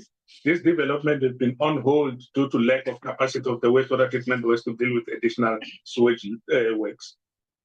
The establishment of the SPV will result in a professionally managed, dedicated utility with full responsibility and accountability for the provision of water and sanitation services in eMfuleni. Rainwater and eMfuleni should establish the SPV as soon as yesterday, honorable members. As I've indicated, we are working day and night with National Treasury to make sure that this happens. That's the end of the report, honorable members, but I want to show you some of the pictures of the work that we have done, because explaining alone might not be showing the bigger picture. So we have put together some of the slides and pictures showing the work that is being done. This is one of the upgrade that is happening in Lugate.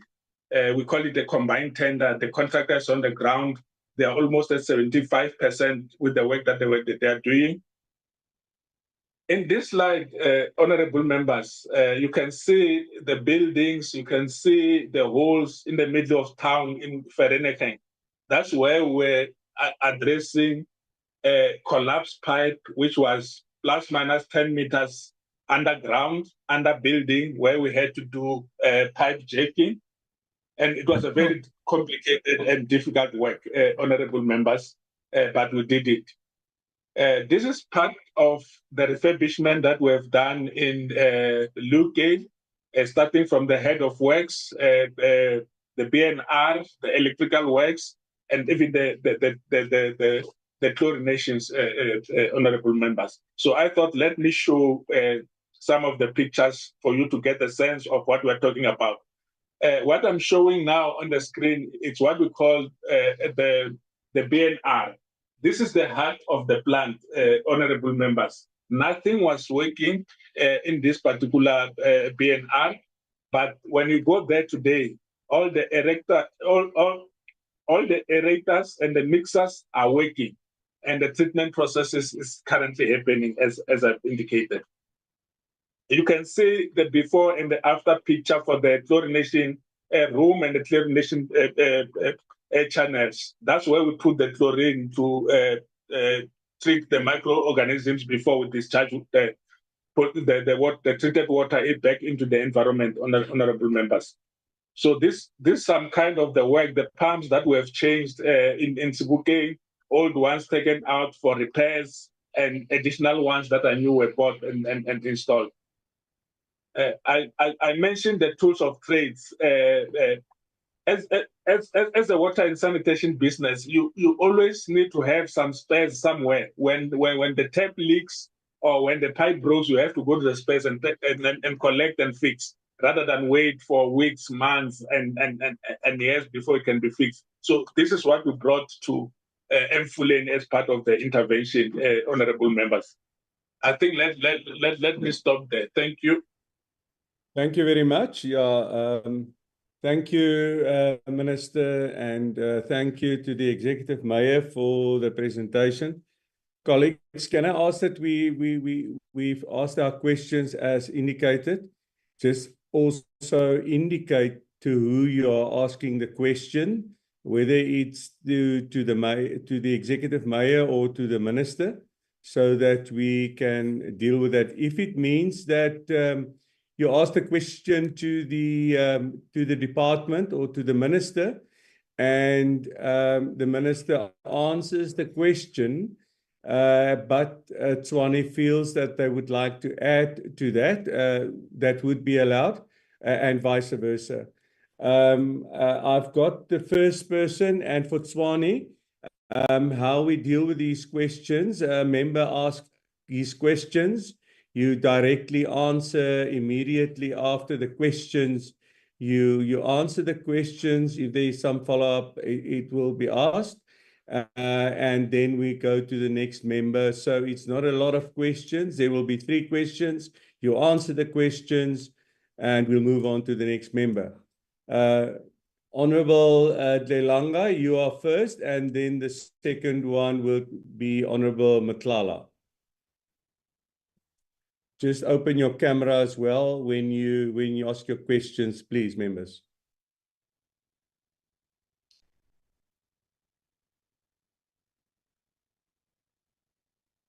Honorable Dlelanga, you can start. Thank you. Yes, Chair. Good morning to you, to the Minister, and all the Deputy Ministers, as well as all the administrative staff that are key on implementing the programs for the department.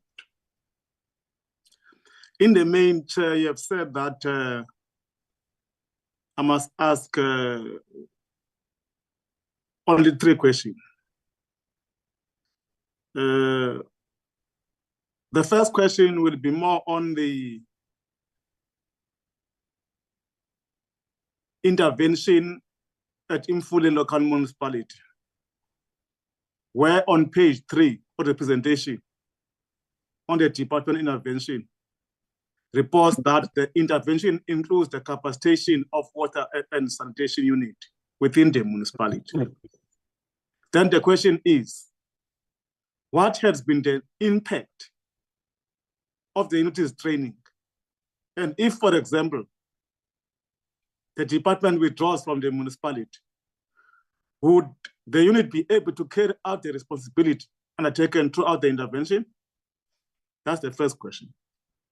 The other question is on the population growth, mostly due to migration from people from rural areas to urban areas. That puts a massive strain on existing water and sanitation infrastructure, because the demand for services is greater than the ability of municipalities to provide such services. Then the question, what strategies and plans have the department and the local municipality implemented to guarantee that the well-established infrastructure can sustain future population growth? On the third, which is the last question, will be on the Hammanskraal report which is noted that on page 4, that the Temba water treatment works is unable to treat water to the required standards for drinking, and that residents of Hammanskraal receive clean drinking water through water trucks. How much does the department or the Metro spend on water cutting per month? Thank you so much, Chair. I've got two remaining questions. I'll see how do I handle. Thank you so much. Thank you. Thank you very much. I think the Minister, the three questions to you, and on the Hammanskraal one, if Tshwane would like also to answer on that, what it costs them for water trucks. But Minister, back to you. Thank you very much, Honorable Chair, and thank you very much to Honorable Dlelanga. Chair, I wish to register that both Mahalis and Rainwater are in attendance of this meeting because some of the technical questions they will have to respond to. In starting with the last question, how much does it cost? Generally, I will say the issue of water cutting is a very expensive one. Is a very expensive process. Not a single municipality in the country is able to sustain that. That is why our advice to all municipalities is to attend to their water infrastructure.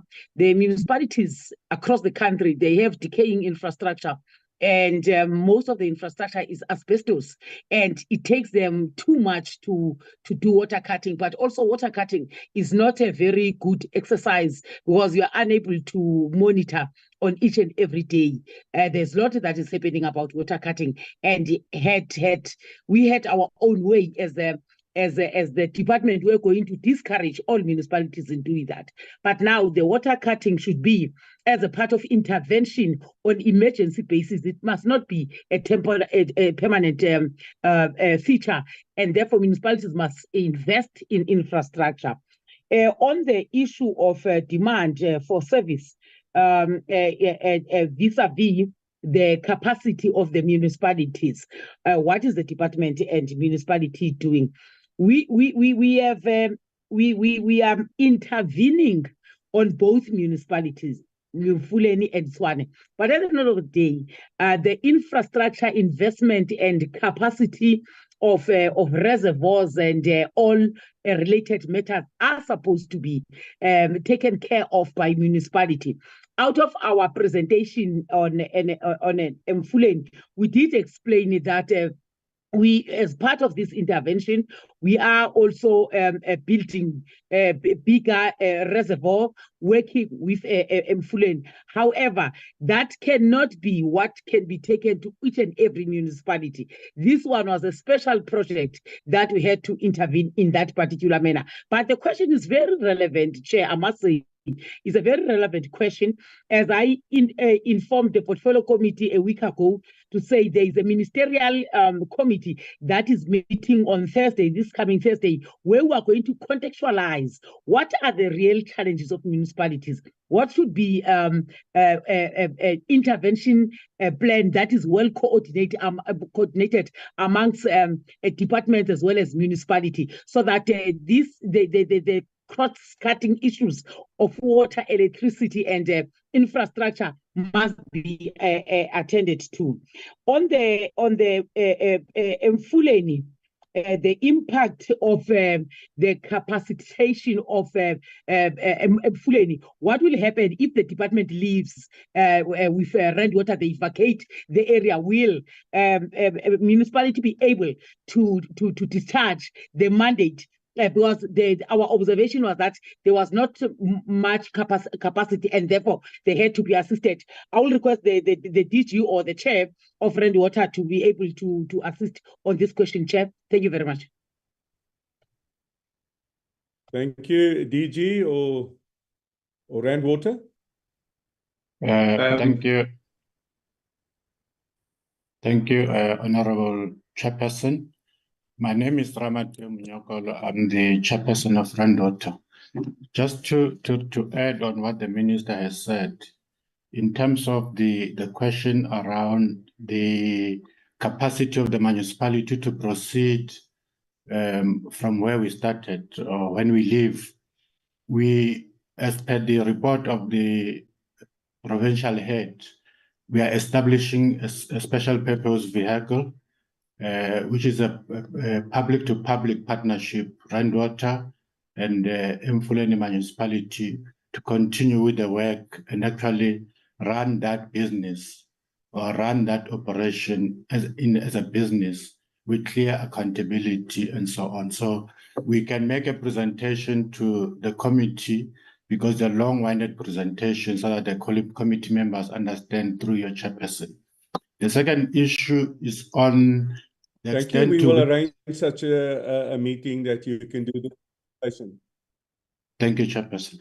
The second Steve? issue, the Yeah, second sorry, issue is my around. apology. Okay, my apologies.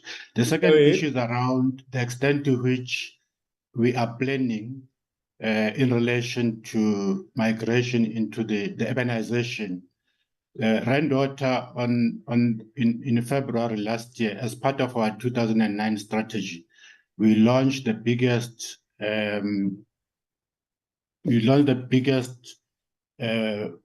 reservoir in Vlakfontein in Ekurhuleni, which is the biggest reservoir of its kind in the world, which is a post-tension reservoir, as part of our 2030 plan. Last year, on the 31st of August, we brought into the system 150 million liters into the system on a daily basis, which is part of our plan, 2030 plan. We are now in the process of finalizing the Station 5A and then bring into the system 450 million liters. So in total, Station 5A would have brought in 600 million liters a day into the system in Gauteng and the areas that we serve. Effectively, it means that we would have brought in 600 million liters a day servicing the province. And this is part of the 2030 strategy. We're also in the process of starting Station 5B, which will bring in another 600 million liters. So in total, by 2030, 2033, Wastewater would have brought into the system 1,200 liters a day. If we count without boasting, this will be the third biggest water board, just that one system, Station 5, A and B, will be the third biggest water board in the country. So that the first one being Wastewater at 5,150 million liters, 6,200 liters a day. And then it will be followed by Umgeni together, and then ourselves in particular as part of that system that we are bringing into the system. We have also budgeted for the next 5 years, Honorable Member, 35 billion rand, basically bringing in building reservoirs, more reservoirs into the system, also building pipelines, and we'll also be building pump stations so that we are able to boost our water to the respective areas that we are working in. So those are some of the plans. On an annual basis, we review those plans and add more funds. Thank you. Thank you very much. We just want to concentrate now on eMfuleni. We will invite you to make your 2030 presentation to the Portfolio Committee, where we can focus on the work of Wastewater and how we're going to distribute water in Gauteng and other areas. DG, would you like to add to the answers? Yes, thank you, Chairperson. Just to add on question 2, in addition to all the capital works being planned and implemented by Wastewater, we are also working with the government of Lesotho to implement Lesotho Highlands Phase 2, which is a 40 billion rand project to bring more water into Gauteng. So the short answer to the question is that the national government, us and Wastewater, can say that we are taking measures to ensure that there's sufficient raw and bulk treated water available for the increasing population in Gauteng. But it's the responsibility of the municipalities to ensure that they have sufficient distribution and reticulation capacity for the increasing population. And we can see from these two presentations that the city of Tshwane and eMfuleni local municipality failed to invest adequately for their growing populations. So the key challenge, Chairperson, in terms of ensuring that there's sufficient infrastructure for the growing populations is at municipal level. Thank you. Thank you very much. Executive Mayor, would you like to answer on Hammanskraal? Yes, thank you, Honourable Chairperson. In answer to Honourable Dlelanga, we spend money for water tankering for two purposes. The one is to provide rudimentary services to informal settlements that are part of our service plans. And the second purpose for water tankering is to provide water in instances where the municipality has formalized infrastructure, but for whatever reason we cannot provide water of a potable quality, which is of course that second instance for Hammanskraal. Our total water tankering expenditure in any 1 year, Chairperson, is in the region of about 500 to 600 million rand per annum. The lion's share of that is on rudimentary services to informal settlements.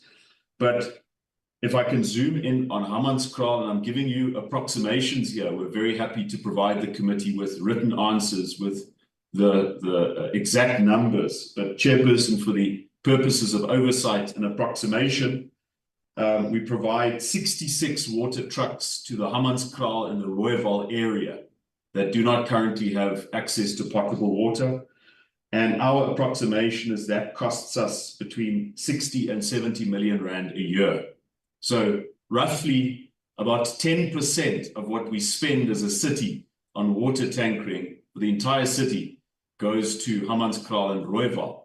And you can imagine that if we're in a position to provide clean water in people's taps through Klipdrift, that we will be in a far better financial position. In fact, we've said it over and over, providing people with water in their taps is far cheaper than providing them with water tankering. And of course, it's also much better in terms of quality and the circumstances of residents. So we'll certainly keep track of those figures, Chairperson, but what is important is that the tankering can only be withdrawn once there is full access in a particular community to water in the taps.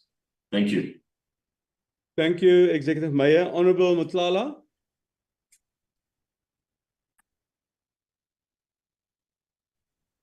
No, thanks so much, Chairperson. Let me take an opportunity and greet the Chair, honourable members, and officials of the department, together with the ministers and his and head deputies.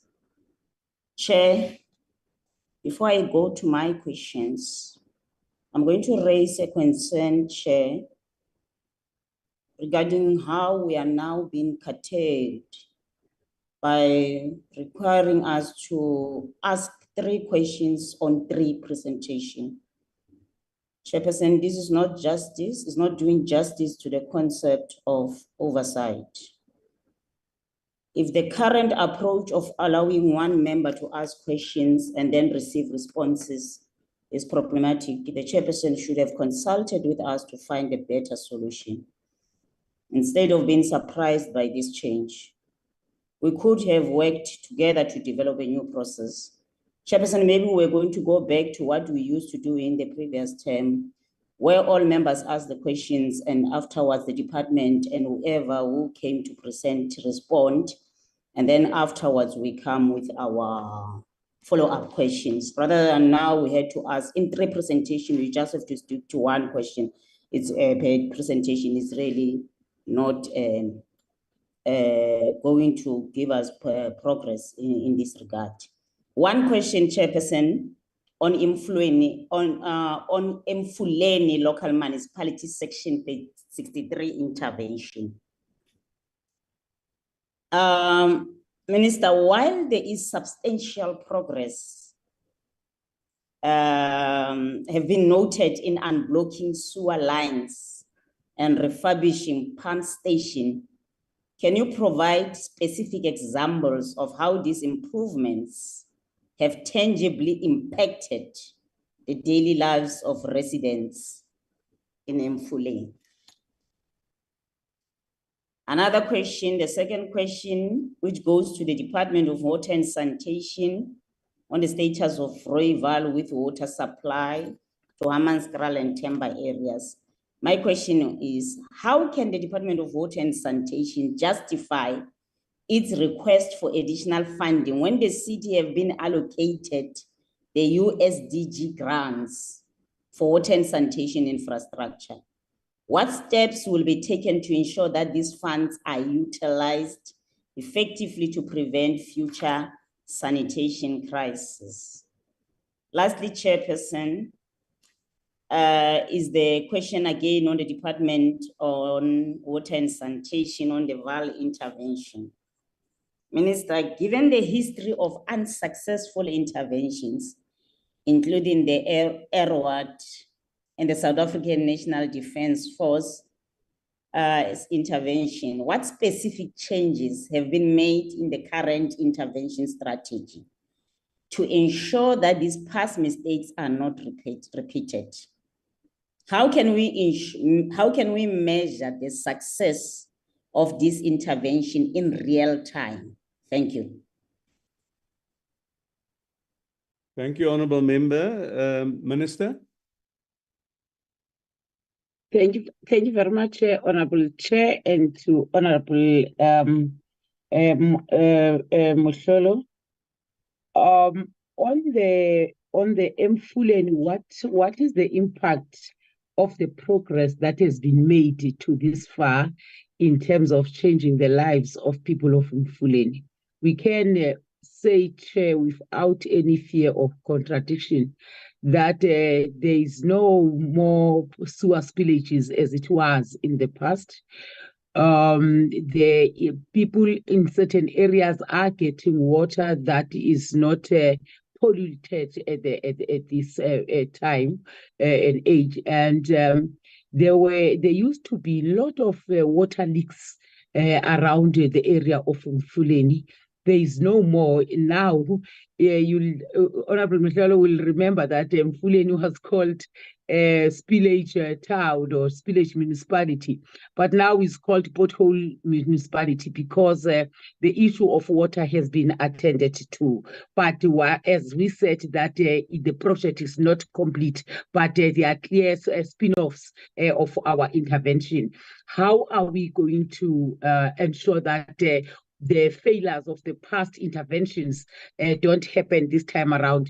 It is against that background that when we appointed Rainwater as an implementing agent, they had to do the overhaul in terms of infrastructure, water infrastructure there, even to provide and buy vehicles and all other tools of trade to ensure that when there are challenges, they are attended on the spot, because at that time before our intervention, there was not even tools of trade to ensure that there's intervention that is made timeously as expected. But we had to ensure that we don't register our assets there under municipality to avoid any other eventuality that may happen. Hence, those even those tools of trade are branded in the Rainwater name. But also, the communities have been mobilized there, and it is the communities. For instance, last week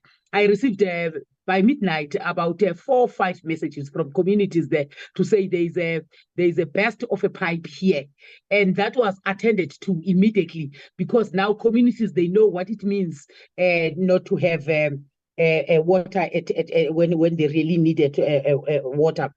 The creation of the people's vehicle is one of the programs that was saying it's going to sustain whatever that we have put in place in that municipality, because municipality alone with the challenges of revenue collection, that municipality cannot be able to sustain or do expected maintenance unless they enter into a partnership.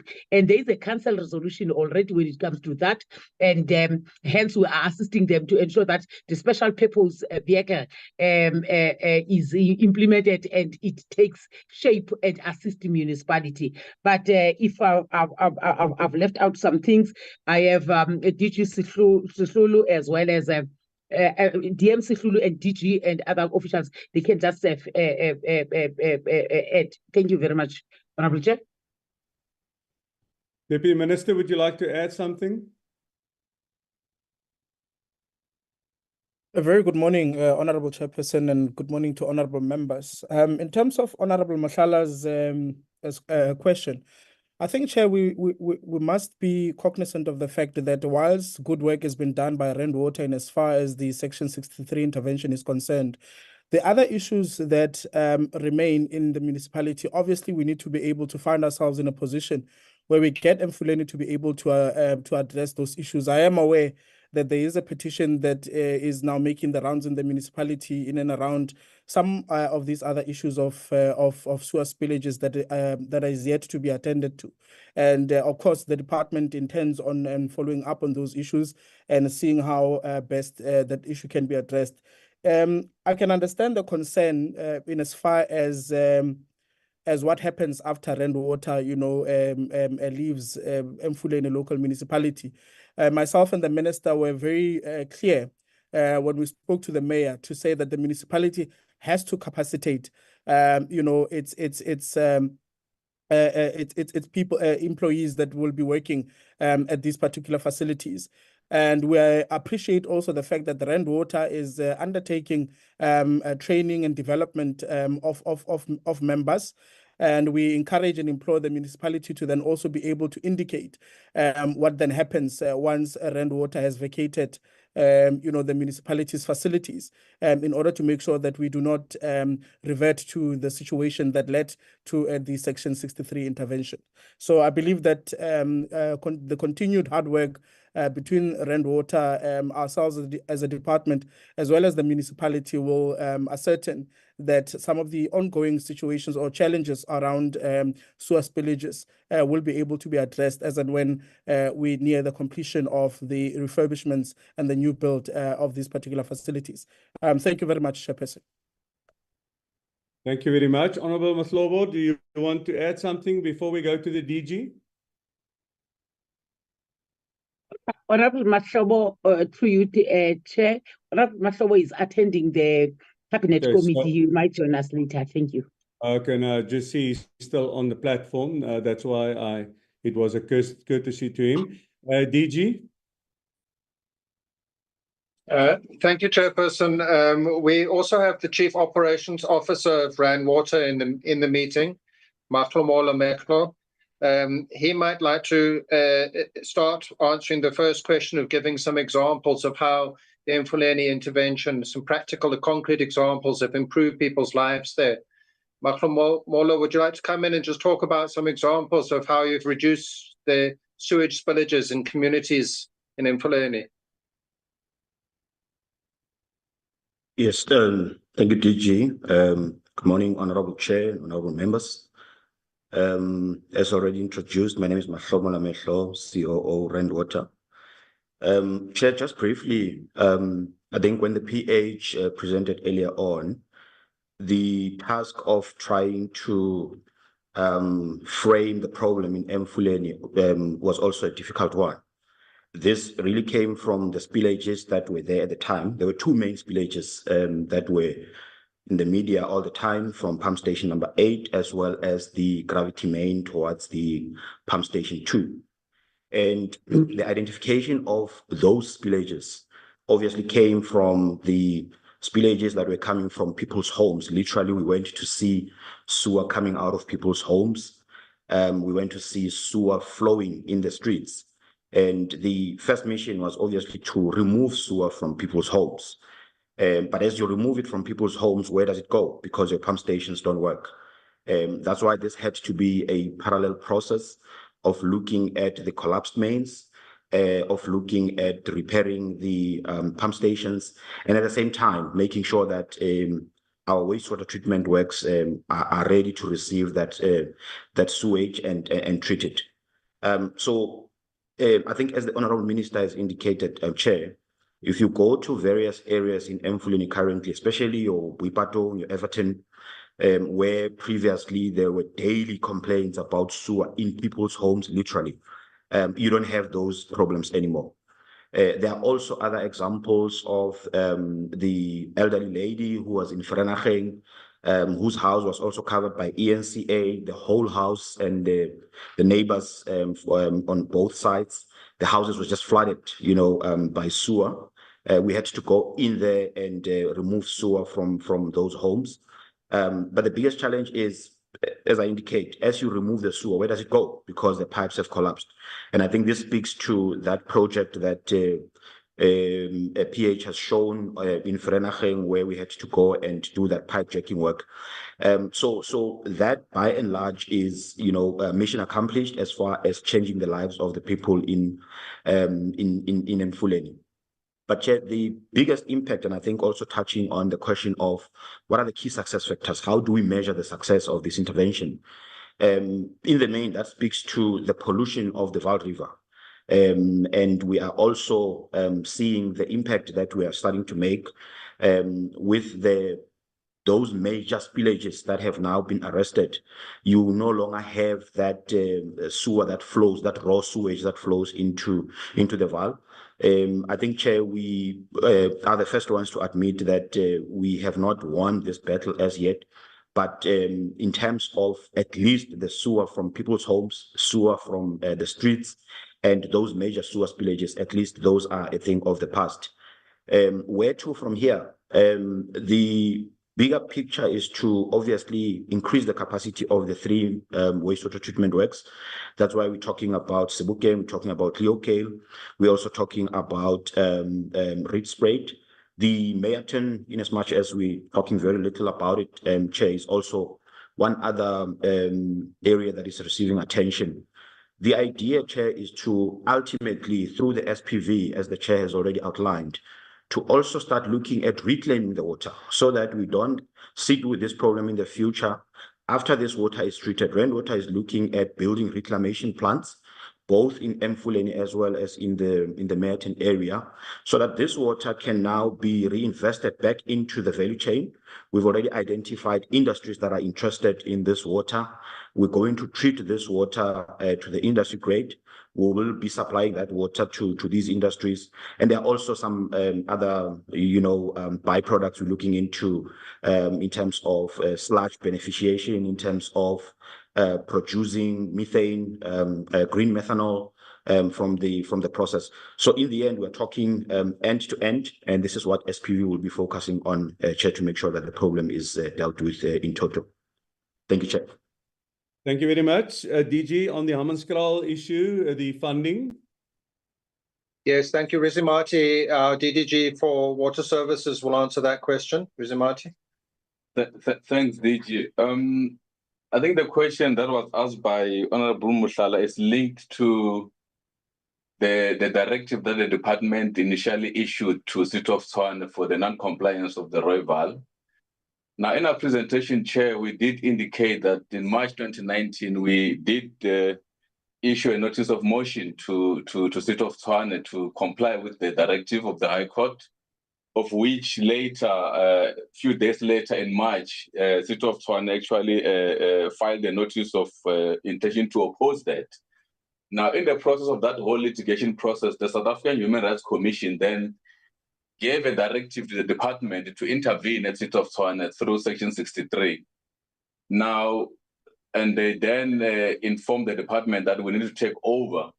Now, that instruction by South African Human Rights Commission, which is a Chapter 9 institution, made the department to then approach a National Treasury to seek funding to intervene in City of Tshwane, because our grants, as Honorable Mutal has mentioned, is not actually earmarked to support the metros. And then our presentation is that the response by National Treasury is that our grant can be utilized to support metros, in that manner. And hence, our final recommendation in the presentation was that City of Tshwane had to find funding to intervene. So in a nutshell, our action to approach the National Treasury was based on the recommendation by the South African Human Rights Commission, but the response was exactly what Honorable Muhlala has mentioned, that our grants from the department aren't meant to support metros. Thanks, DG. So in summary, Chairperson, we haven't provided the City of Tshwane with any money for Rooiwal or Hammanskraal because we're not allowed to use our money for that purpose. Treasury says that they must use the USDG. We have given money to Magali's Water to put in place this treatment capacity that they're putting in at their water treatment works to supply the City of Tshwane with treated water, which City of Tshwane can then distribute in Hammanskraal. That's not money that's given to the City of Tshwane, it's money that's given to our water board, Magali's Water, with the permission of National Treasury. Thank you, Chair. Thank you very much. Executive Mayor, would you like to answer on this and maybe also speak on a special purpose vehicle like eMfuleni is looking at with Rand Water, whether that should not be maybe something you could look at or not? Thank you. Thank you very much, Honourable Chair and Honourable Muhlala. As the DG has said quite rightly, the money being spent for the upgrading of Rooiwal is the money of the City of Tshwane. But just to illustrate the extent of the problem versus the resources at our disposal, the City of Tshwane has a capital budget in any one financial year of just over 2 billion. The biggest portion of that 2 billion rand capital budget is USDG. Even if we were to spend our entire USDG, or indeed our entire capital budget on Rooiwal, which is impossible to do for a successive number of years, we still wouldn't have the resources to solve the problem. Now, that obviously speaks of years and years of neglect. As I mentioned, if this problem had been addressed in the 2000s, maybe it would have been within the resources of the municipality to tackle alone. But we've got to learn from the past and plan and act for the future. We are, I believe, getting far better value for money for the 150 million rand, 450 million rand over 3 financial years that we are currently putting into Rooiwal, with the DBSA being a service provider. But as I emphasized at the outset, that the full upgrades of this plant and probably other plants, and I don't think this is limited to Tshwane, cannot simply depend on USDG. We will have to find a different business model for managing water. Honourable Chairperson, I'm going to answer on the SPV, but what we did at the end of July was to adopt as a municipal council a new strategy on the management of water. Now, for those in local government practitioners, water is one of your trading services. In other words, it is meant to generate a surplus, which is then used as savings and also to cover your operational expenses related to the service. But what happens in municipalities, the money from trading services, whether it be electricity, water, waste collection, goes into a big pot. And that money doesn't necessarily get allocated to the infrastructure that generates the surplus. So our strategy that we've developed in partnership with National Treasury focuses on how do we make water and sanitation an effective trading service. That might happen in a kind of an SPV, or it might happen with management agreements with players in the private sector. But the point, Honourable Chairperson, is you want water and sanitation money to be ring-fenced to an extent for the purposes of reinvestment in water and sanitation. And you want to set those rules clearly, and you want to hold the managers of your water and sanitation function accountable for the performance of billing, metering, the productivity of staff, but then eventually also the quality of the effluent that you release into the rivers and so forth. So that is very much part of our thinking, Chairperson, How that strategy will take form in specific institutions and mechanisms, we will determine. But through this collaboration with Treasury, we also hope to access some technical assistance and some money for technical assistance to devise that kind of a solution. But the current model and simply relying on USDG is not going to work. Thank you. Thank you very much. Honorable Moore. Thank you, Chairperson. Thank you, Madam Minister, Deputy Ministers. Honorable Moore, may I interrupt you? Oh, sorry, you sorry, maybe Chairperson. I change your sincerely background, apologize. please?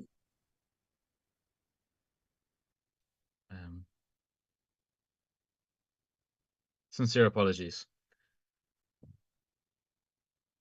Continue. Thank you, Chair. Again, thank you to the Minister, Deputy Minister, the CM, the DG and his team, the EM, sorry, and all my colleagues. I'm very excited actually about the projects that are being mentioned here, particularly the coordination between the entities. So Machali's Water, along with the department with the city of Tshwane, Rand Water working with eMfuleni.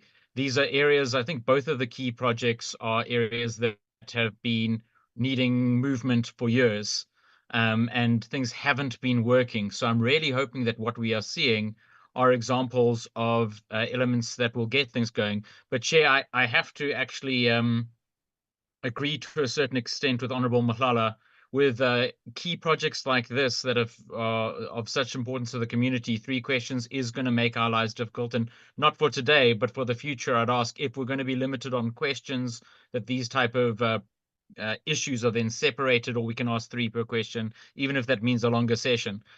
Quickly to get to my questions is to say, the first one to ask the Minister, if I can get a clarification on the claim that the upgrades, the current upgrades and repairs are going to make the Temba work operational. My understanding is the current phase 1 of Rooiwal upgrade project, and it's only 1 of 3. The second and third, as I think the Executive Mayor of Tshwane was saying, requires significant additional capital outlay. And I know this is something that they're working on with the department, but to be frank, it's an area that really needs movement because it's a 5 to 8 year project.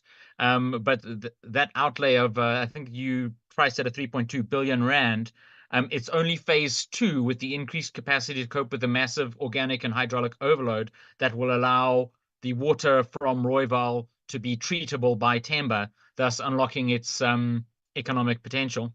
If I can get clarity on that statement that it'll be working just after phase 1. The second question is, Chairperson, to you and via the Minister and I suppose the EM, whether it'll be possible to organize urgent oversight visits for the committee to both of these projects. These are key projects. I get phone calls on a weekly basis with regards to the eMfuleni mess, and I'm pleased to hear that the Minister's comments around that the sewage spills are no longer the lived experience of residents, but that isn't my perception of it from the calls I'm receiving. So I'd love to do oversight. And I think, Chairperson, with the request that until these projects are done, it may be worthwhile us doing regular oversights, so annual oversights to these projects, but as soon as possible in both of those. And the third question, again, to both groups is, annually, there is a cost to the maintenance of these wastewater treatment works, beyond which the intervention projects cost even more money. And I'm interested in what the budgets that have been allocated for each of these wastewater treatment works, in terms of their regular maintenance, whether they're currently just maintaining, even keeping up, because I know this has historically been a problem, that there's insufficient revenue for eMfuleni. For instance, the Municipal Council did not allocate sufficient funding, and I think the Executive Mayor hinted at ring fencing, which is something I've mentioned to you as well. Somehow we need to make sure that the money that comes in for water is first spent to cover the bulk water costs to groups like Rand Water and Machali's Water, as well as then onto the maintenance of the projects. But I'd love to know whether there's a gap between the current budget just to maintain things And just to emphasize, by the way, that the SPV that Rand Water is talking about, I'm very excited to hear something like that. It's great to have an entity like Rand Water intervening in eMfuleni. I'm hoping that this could be a really good pilot example of where our water boards can intervene like this. And it's great to see our water boards involved directly on these issues. Thank you, Chair.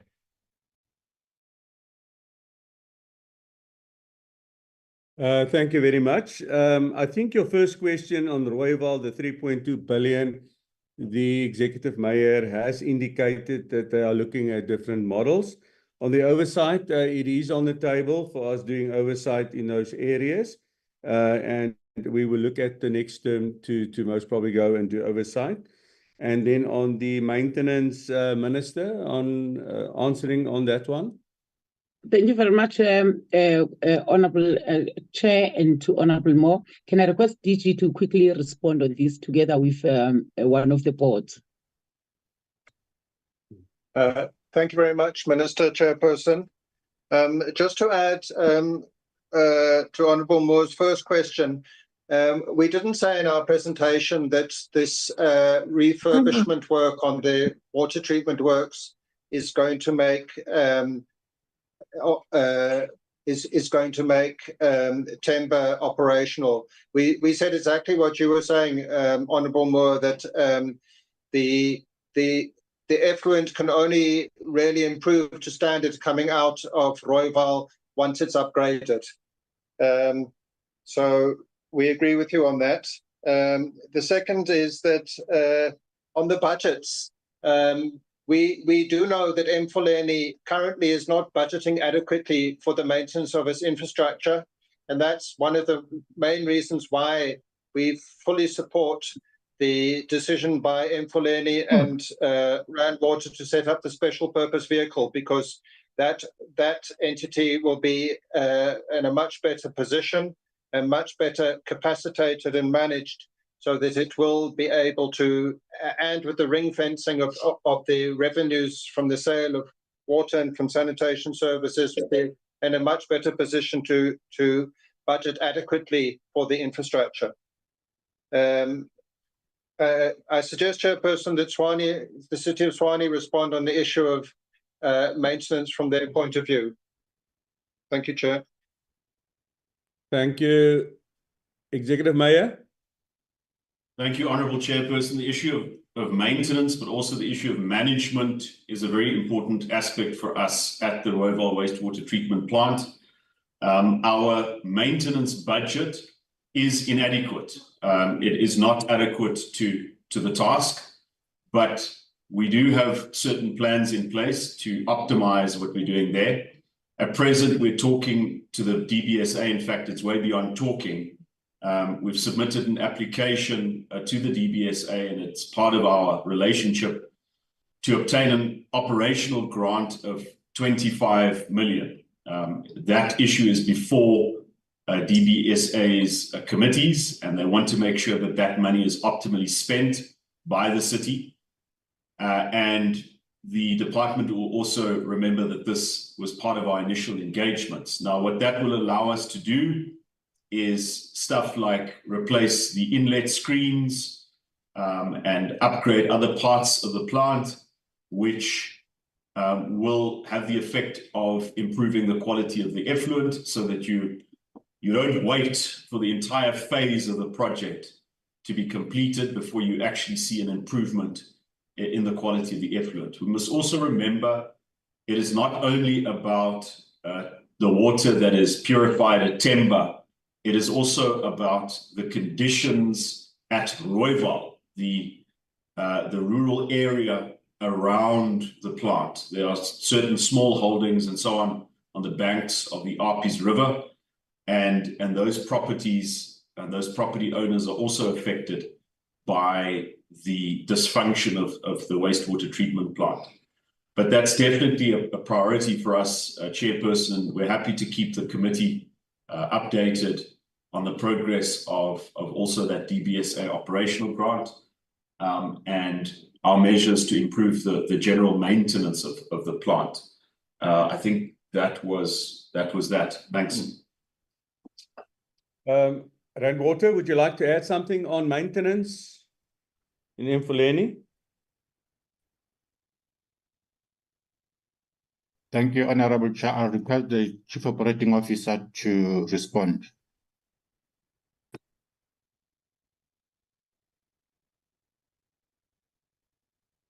Yes, thank you, Chair. Yes, Chair, we would like to add, I think as the DG has indicated, Chair, firstly is to make a point that the revenue spinner in eMfuleni ordinarily would come from the collection of the sale of potable water. But if you consider the fact that 75.7% of the water that is actually supplied by the municipality is actually lost, it goes without saying that the revenue collection is also very low. And that in itself talks to their inability to budget sufficiently for maintenance, which is why, Chair, this intervention by the Honorable Minister of Water and Sanitation has really been a lifesaver for eMfuleni. Otherwise, there would be a continued lack of maintenance. The SPV then intends to take over from this intervention by the minister, in that the SPV will look at end-to-end, including revenue collection, so that we make sure that there is sufficient budgeting for maintenance going forward, both for water and sanitation. But as it stands, we have deployed technical people, process controllers, which there weren't any previously. The 44 pump stations that are there in eMfuleni, the ones that we have now resuscitated, they have to be manned because they are not automated as yet. Part of the plan is to automate them so that we can have a control center that can be able to operate these remotely. But to have a stopgap measure, we have deployed process controllers across the plants. We have deployed artisans in the pump stations, and the work that has been done, we are going to make sure that the SPV, when it comes through the end-to-end and collection of revenue, that we're able to continue with the proper funding strategy and a structure that speaks to how we're going to maintain this infrastructure going forward. Thank you, Chair. Thank you very much. Honourable members, if you just stick to the questions, there will be a second round of questions that will give you the opportunity to have some follow-up questions than to speak before you ask your questions. Honourable Ditebe?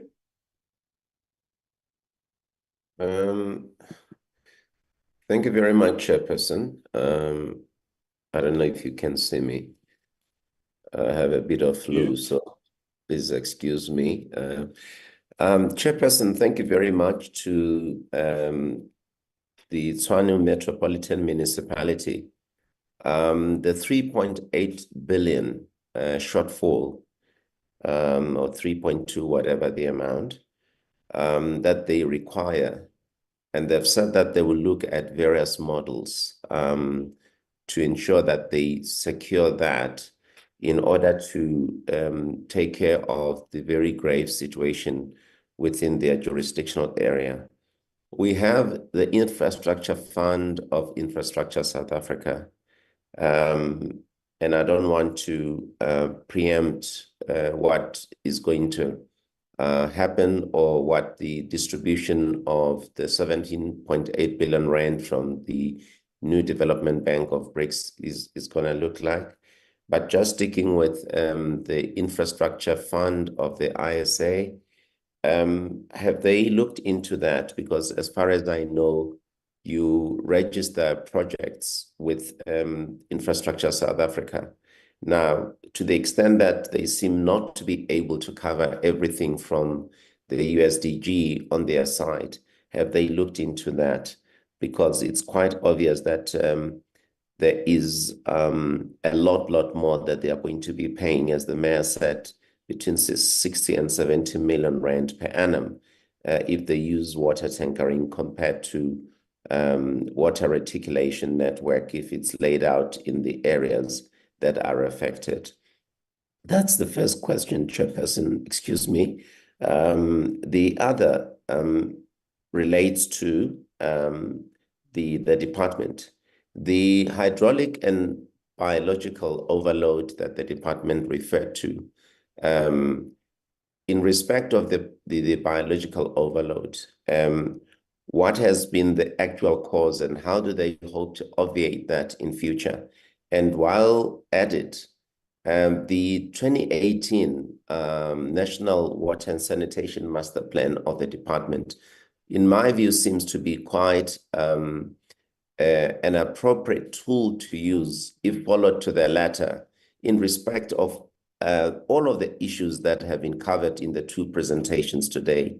Would the department ensure, especially in the aftermath of the signing into law of the National Water Resources Infrastructure Agency Bill by the President, would the department ensure that it sticks to that and that within the broad framework of the accountability ecosystem, the portfolio committee can do its work and assist the department to carry out every bit of the National Water and Sanitation Master Plan, because it is a very good plan if implemented to the letter, and one is not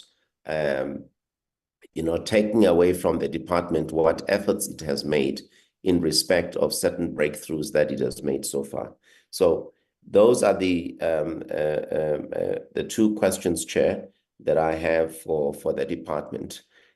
Kindly, if they could just respond to that. And just by way of a comment, it seems to me that the SPV, would work quite well in respect of eMfuleni and the affected areas. But just as a general question, the city of eThekwini has just, I think, come in this Friday, will be concluding a survey that they will be conducting as far as water demand is concerned, including infrastructure. So if you look at the National Water and Sanitation Master Plan, research and development forms pretty much part of all of the work that's got to be done. But going down to the municipalities, the city of Tshwane and other municipalities, perhaps if they could share with us whether that works for them, if you look at what eThekwini is doing. Thank you. Thank you very much. Could I ask the Executive Mayor to answer the first question on the funding? Honourable Chairperson, I'm going to direct officials on the side to answer that question, if you don't mind. Not a problem. Okay, Chair, during my presentation, I indicated that one of the challenges that we have is progressing to phase 2 of Rooiwal implementation. And as such, with the assistance of National Treasury, we were able to submit a number of business plans, and amongst those is for the Rooiwal. Through the infrastructure funding, we have an MOU with ISA. They assisted us in packaging those project applications. And as of last week, we received a confirmation that we have passed stage 1. We should go to stage 2 to develop intermediary business cases for each of those projects. So with their assistance, we are confident that we might be considered in the future. So we're very much aware of that facility and we're leveraging on it.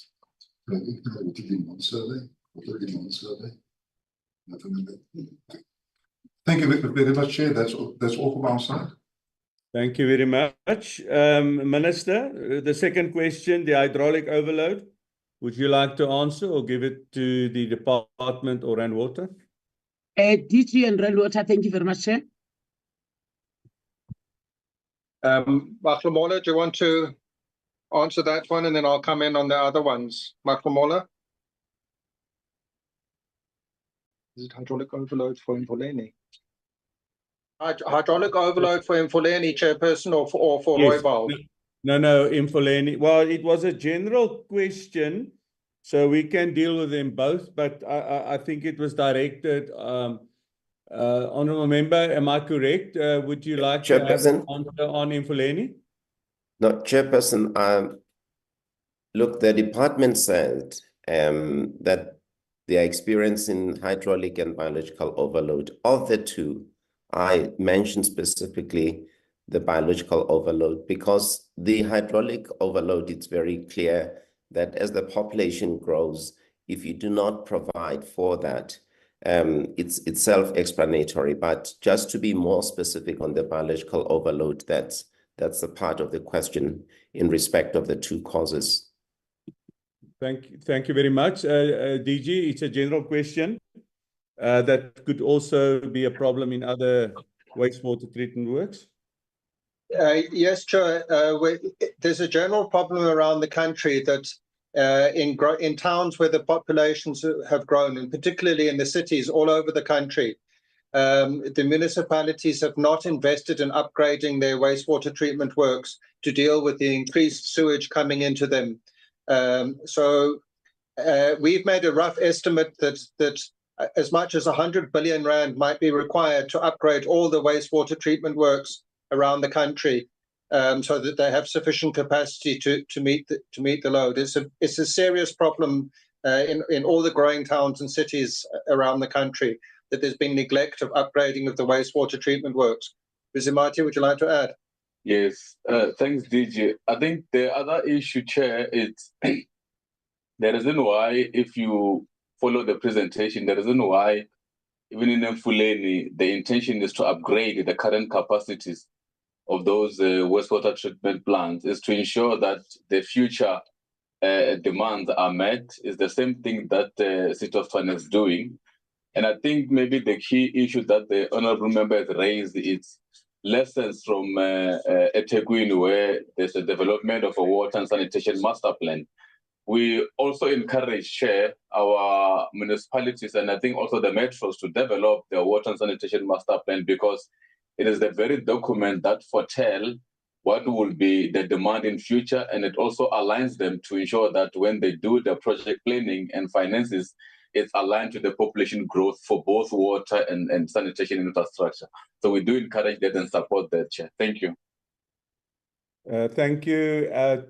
Executive Mayor, would you like to add something on this?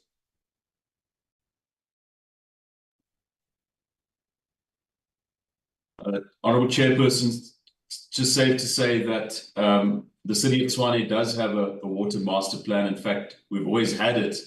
The issue, though, is that it wasn't implemented at critical periods in time.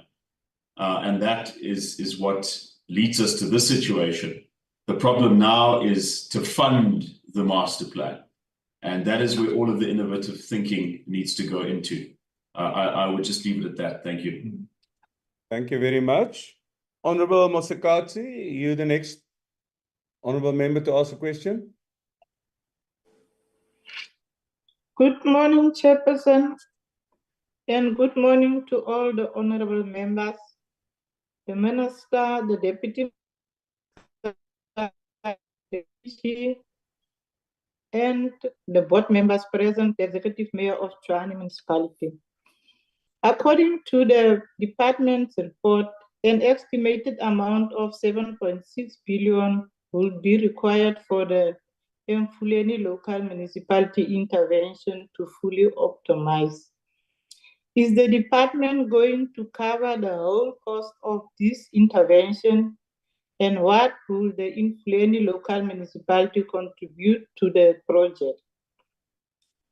My second question would be, Chair, according to the presentation, the Section 63 intervention in eMfuleni municipality covers a wide range of activities, including procuring vehicles, equipment for the maintenance work, establishing a storage facility, refurbishment, and the municipal call center, and providing computers and printers for the municipality.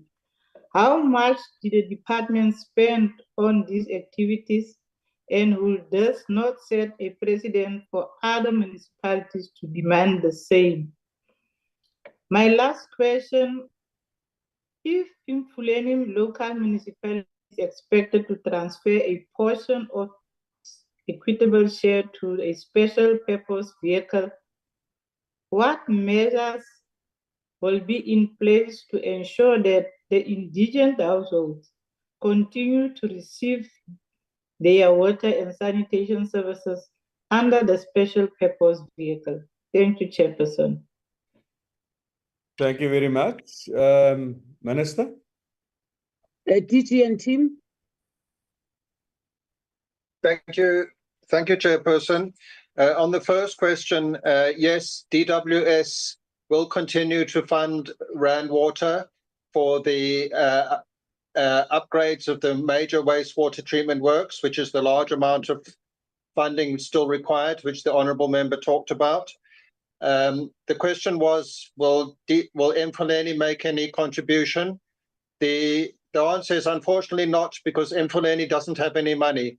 eMfuleni is not able to pay its electricity bills, nor is it even able to pay Rand Water the water bills for the water provided by Rand Water. And in fact, both Rand Water and Eskom have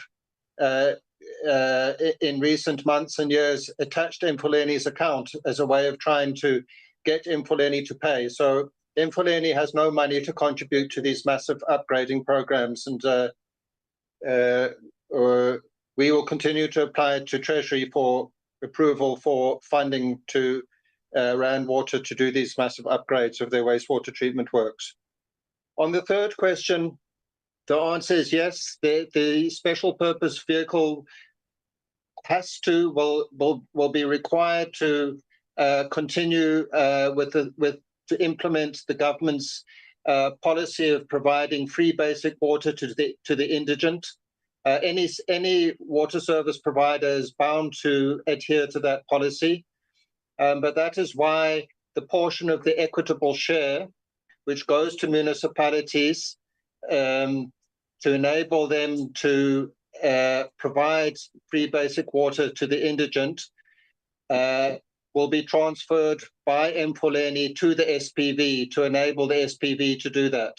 So the equitable share will still go to the Water Services Authority, the eMfuleni local municipality, but in terms of the agreement between eMfuleni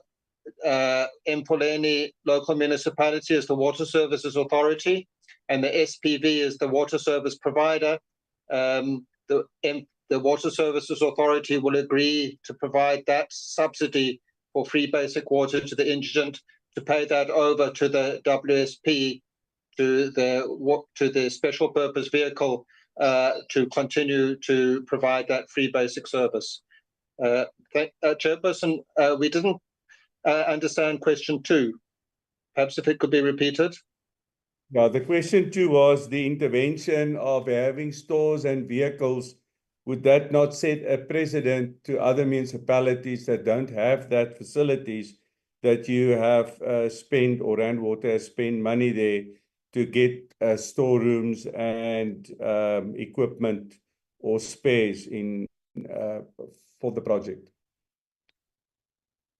Yeah, yes, Chairperson, the question is correct. It's not sustainable, and it's not in line with the whole fiscal model of the country, that water services are supposed to be financially self-sustaining, and that municipalities are supposed to fund operation and maintenance from revenue from the sale of water. But National Treasury agreed that there could be this component as part of the intervention initially, because of this imperative to make sure that once Rand Water leaves, everything doesn't just go backwards again and deteriorate as a result of poor operation and maintenance. But Treasury have indicated to us that we can't continue providing this operational and maintenance support to eMfuleni, that is not sustainable. So in future, we're going to be only giving Rand Water funding for the major upgrades. And the solution to the problem of the sustainability of the services in eMfuleni will be provided through the establishment of the special purpose vehicle. Thank you, Chair. Can I maybe just have a follow-on question on that, DG? So the main reason why you are funding Rand Water and not eMfuleni is because of the special vehicle and you see that is a way of securing that the infrastructure will not go backwards on a later stage. Am I correct? Not quite, Chairperson. We are funding Water because Water is the implementing agent. eMfuleni local municipalities simply doesn't have the capacity to implement this major intervention. It wouldn't have had the capacity to do all the repair work that Water has managed, and it certainly doesn't have the capacity to do these major upgrades of its wastewater treatment works. We've been funding Water to assist eMfuleni with capacitation and buying materials because Water is the implementing agent, and B, because it would be risky for us to give that maintenance and operation support to eMfuleni because eMfuleni is basically unable to pay its creditors. So there's a risk that if we'd given that money to eMfuleni, it could have been attached by Eskom, for example, because of eMfuleni's non-payment of its electricity bills. But the sustainable solution to the problem of eMfuleni not being able to operate and maintain its infrastructure has been articulated by Makrumela well, which is that when the SPV is established, the SPV will borrow money in the markets to upgrade the infrastructure, to fix the leaks, to reduce the non-revenue water. It will focus on improving billing and revenue collection so that it can then have sufficient funds to do proper operation and maintenance of the water and sanitation infrastructure going forward. Thank you. Thank you very much. Honorable Ramahile.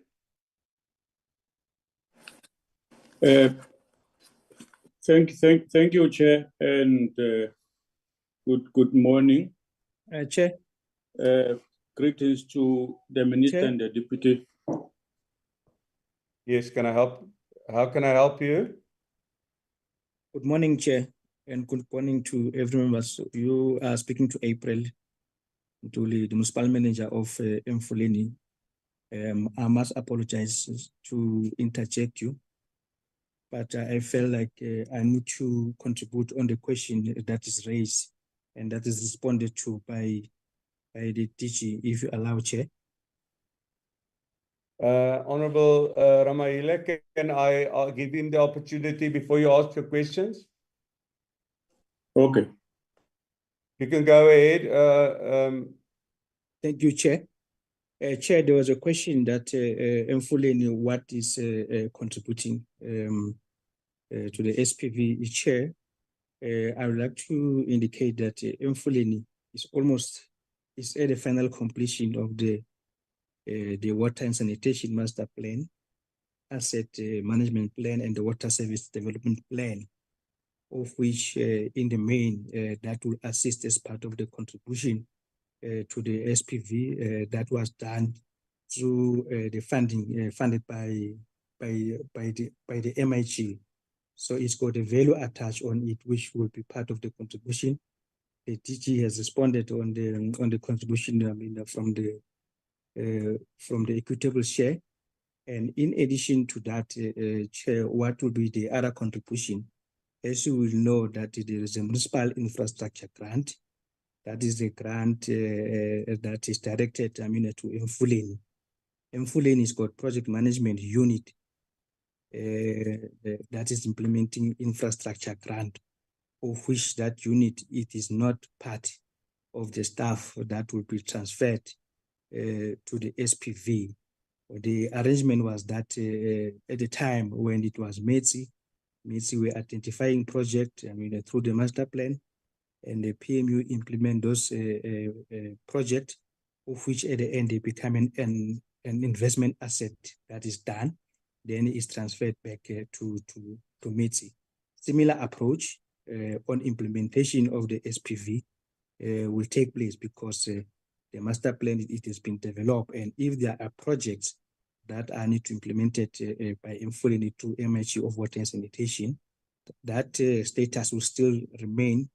PMU with Proctor and the MISA will implement that, and when that project is done, it becomes an asset that will be donated to SPV, of which it will be part of, of the equity that is transferred by the municipality, in that particular year. It's not to say that eMfuleni will contribute zero. You will know ordinarily, even the question that you are asking, that the funding is going to rainwater, of which we don't have any challenge, we don't have any objection to that. But if things were okay with eMfuleni, the money we should have came to eMfuleni directly. But because of the situation that we find ourselves in terms of the infrastructure and unable to deliver services, the money will be channeled to rainwater as implementing agent. But there is a contribution that is going to be contributed by eMfuleni. Thank you, Chair. I just thought, let me also clarify that question, because also when we enter into SPV, eMfuleni still remain the Water Service Authority. Thank you very much, Chair. Thank you very much. Having the plan, like Tshwane has indicated as well, doesn't mean you've got the money to fund that plan, but we are happy that you are busy with your master plan. Honorable Ramaila. Thank you, Chair, and morning to the Minister and the Deputy Ministers, the DG colleagues and all the participants. Maybe my first thing will be an observation and a lesson learned through this strategic intervention by the department. And my observation is that had the municipality of Tshwane not been sort of incalcitrant when the department tried to really came with a number of series of enforcement actions and compliance requirements, and had the municipality responded positively at that time, I believe the disaster could have been largely minimized. But that's water under the bridge. I fully espouse the strategic intervention by the department through Section 63 in both Tshwane and eMfuleni. But the question or a comment that I want to make in terms of the SPV, that is for eMfuleni, already have agreed that the rainwater will come and make a special presentation. As they come to do so, I would request that they also include in their presentation an exit plan. If you could have that in their presentation, it would be much appreciated. Now, my question is that as the work at Rooiwal is proceeding, which would obviously culminate in the reduction of the overloads in as far as hydrological and biological is concerned, it would mean then the water treatment plants, both at Rooiwal and Temba, will be ready to abstract against once more water for treatment. Now, my question to the city of Tshwane is whether is there budget allocated for the refurbishment of Temba and Rooiwal water treatment works in sync with the work that is proceeding as we speak now at Rooiwal. Thank you. Can I, Executive Mayor, would you like to answer that question?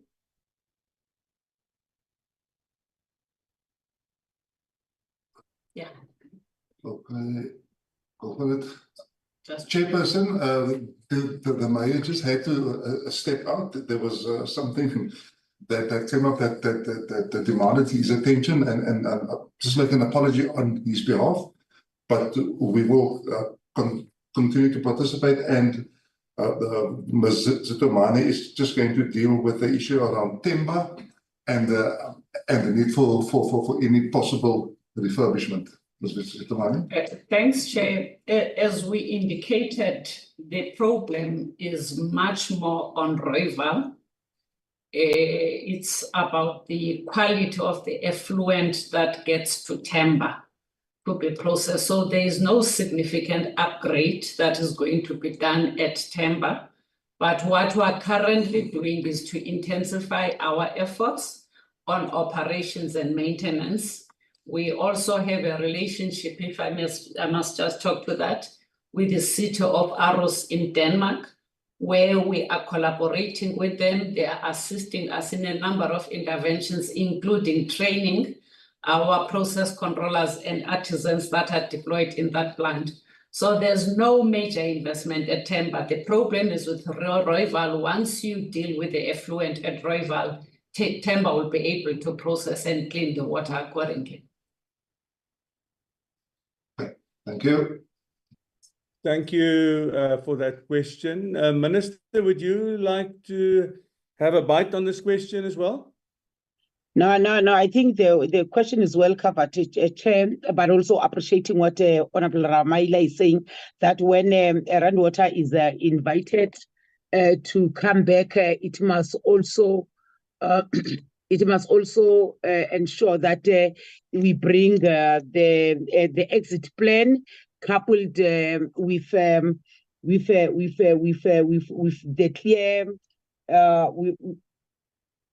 We must bring the exit plan on and more explanation on the SPV, who are the partners that have already bought into the SPV and how is it going to work. So we will ensure that that information is well crafted for the portfolio committee. Thank you very much, Chair.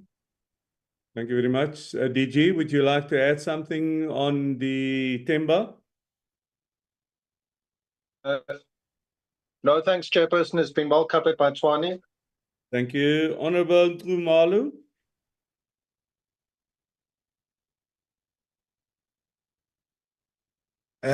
Thank you, Chair. Thank you very much, the Minister, the Deputy Minister, the DG, and all the officials, as well as the honorable members. Well, it is very clear in your presentation that there is clearly a infrastructural backlog in the country. So my question would be, what other plans do you have, not only in Tshwane, what other plans are there in place to make sure that what we have seen happening in Rooiwal wastewater treatment plant doesn't happen again? Because I'm saying this because I don't want us to be the reactionaries, but I want us to be more proactive when it comes to these issues. At the same time, one welcomes the improvements that have been presented here that are taking place in these other places that have been mentioned. We really appreciate that. Another thing, my question is also will be directed to Tshwane. I hear that people will be expected to pay for the services. So my question is, are those people who are not employed being catered for as well? Because we know the current unemployment statistics or figures are.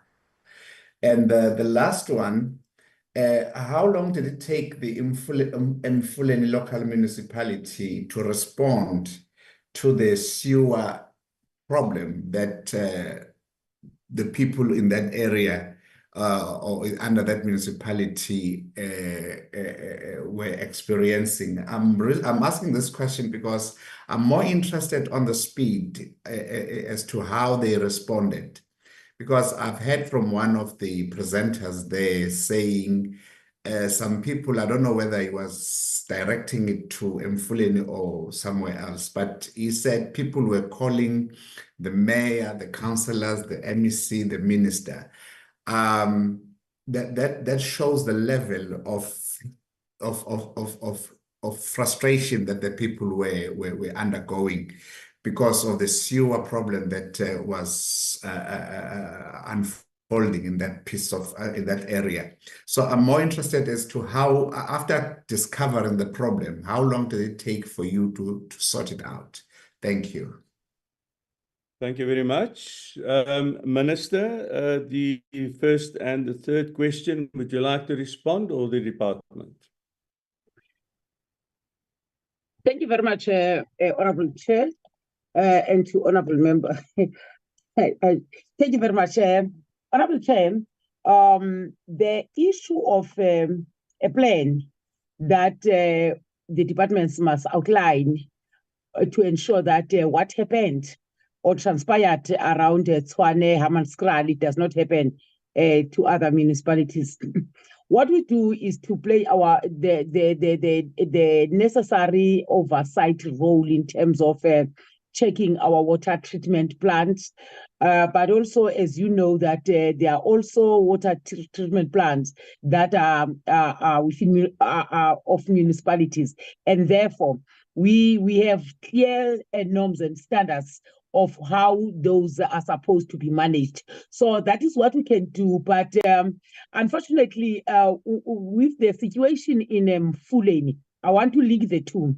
With the situation in eMfuleni, it was not possible for that municipality, given the status and the condition of the municipality, to be able to respond timeously on what happened there, on the amount of spillages that was there. The infrastructure was just collapsed. Hence, what happened there, and therefore we are saying the municipality, through this special purpose vehicle, they'll be able to have a team or partners that are going to work with them. I mean, that municipality was bankrupt, as it is still bankrupt even today, but be that as may, the intervention was necessitated by the fact that the municipality was helpless in terms of assisting the communities to stop the spillages that polluted the Vaal River. So once we have that SPV there, we think, we are confident that it will be better for municipality to work in a very coordinated manner. But what we are really calling for, Honorable Chair, as we said during our budget vote, is that municipalities, they must spend money in ensuring that they invest it back to water infrastructure. Those people who are indigent, in accordance to indigent policy, the municipalities should have registered the indigent people and ensure that they are not demanded to pay for something that they cannot afford, because we do have indigent policy in all municipalities. They have indigent register. But now what we're more focusing on is that those who are able to pay, they must pay for the services, because what is killing municipalities is that even those people who are able to pay, they don't want to pay for services. If you don't pay for services, then municipalities are going to go through what they are going through now. They are owed huge amounts of money by the users who don't want to pay. The pay user policy must be implemented at all times. Thank you, Chair. Thank you very much. Deputy Minister, would you like to add something to this discussion? I am covered, Chairperson. Thank you. Thank you. DG? Thank you, Chairperson. Thank you, Chairperson. Yes, to add a little bit to the Minister, with regard to the question as to what plans do we have to finance this infrastructure backlog around the country, the fiscus is very limited in terms of how much money can be provided by the fiscus, and there's many demands on the fiscus. But our main plan is to implement structural reform in municipalities to make sure that what the Minister is saying actually happens. As you're aware, when we developed the Water Services Amendment Bill and we issued that for public consultation, we're just waiting for the State Law Advisor to approve the amended bill so that we can ask Cabinet for it to be tabled in Cabinet. Those amendments will indicate that there should be more ring fencing of the water services function in municipalities as water service providers.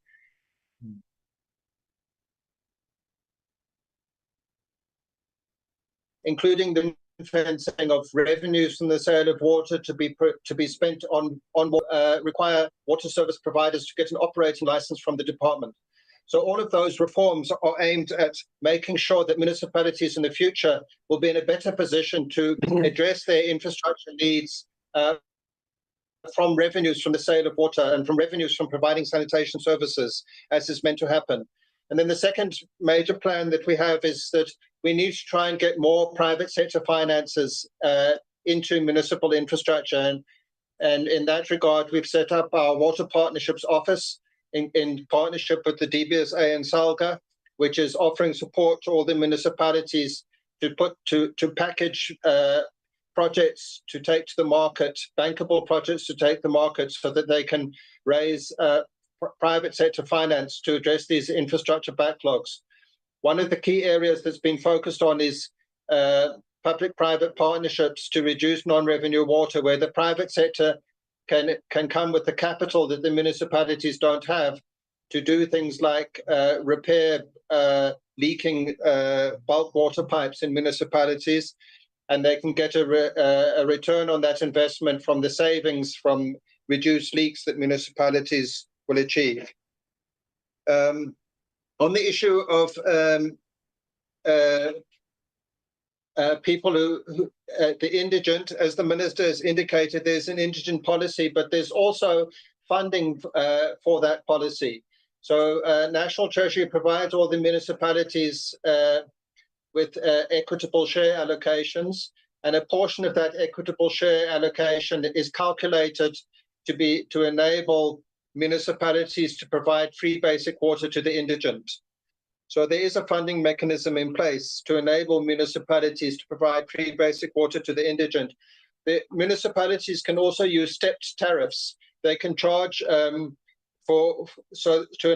assist poorer residents to be able to pay. They can charge a lower rate for the first number of litres consumed, and a higher rate for more litres consumed, so that basically results in wealthier residents subsidising the water for poorer residents. Thank you, Chair. Thank you very much. Tshwane, would you like to add something to the second question on payment of water in Tshwane?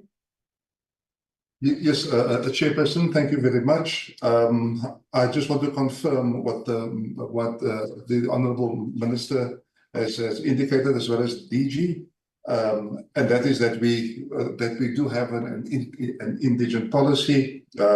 We also have free basic services. In the case of water, it is double the national standard. It is at 12 kilolitres per household per month. So that on the one hand. Also, as far as our indigent register is concerned, especially for the Hammanskraal area, but I'm making a general point, but it's also applicable to Hammanskraal, and that is that we are busy with an update of the indigent register, especially focusing on the Hammanskraal area. Of course, in addition to that, we have, as we have indicated, also engaged with the community. We are still busy with that process between now and when the first drop of water comes through the taps. We engage with the community to inform them that as to what it is that we are doing, who our partners are, that is the whole of government that is bringing water to Hammanskraal, and that there is an expectation as per our national legislation that those who can pay must pay for water. So that is what we have in the pipeline for the provision of water, and we do expect people to pay. Obviously, if people cannot pay and they are unemployed, there are also policies that deal with that. Thank you very much. Thank you very much. We'll go now to the second round. Can I give the opportunity to Honorable Ditebe? If there's other members that would have a second bite on questions, please then raise your hands. Honorable Ditebe? Yeah, thank you very much, Chair. While the department was responding to the question about the state of the Vaal River, the department painted a rather optimistic picture about the extent to which untreated sewer is discharged into the river. And they seem to be concentrating only on the Gauteng part of the river. And I haven't heard the department say anything about municipalities like Mafube and others, which we know have also been equally guilty in terms of the discharge of untreated sewer into the river. Now, has the department monitored that part of the country and the extent to which those municipalities are contributing to the contamination of the river? And given the period during which that has been happening with municipalities on either side of the river contributing, so far, while that aspect of contamination has been dealt with quite drastically, there would otherwise still be pathogens, I would imagine, in the river. And could they perhaps comment on that? Because that's one part that we need to know.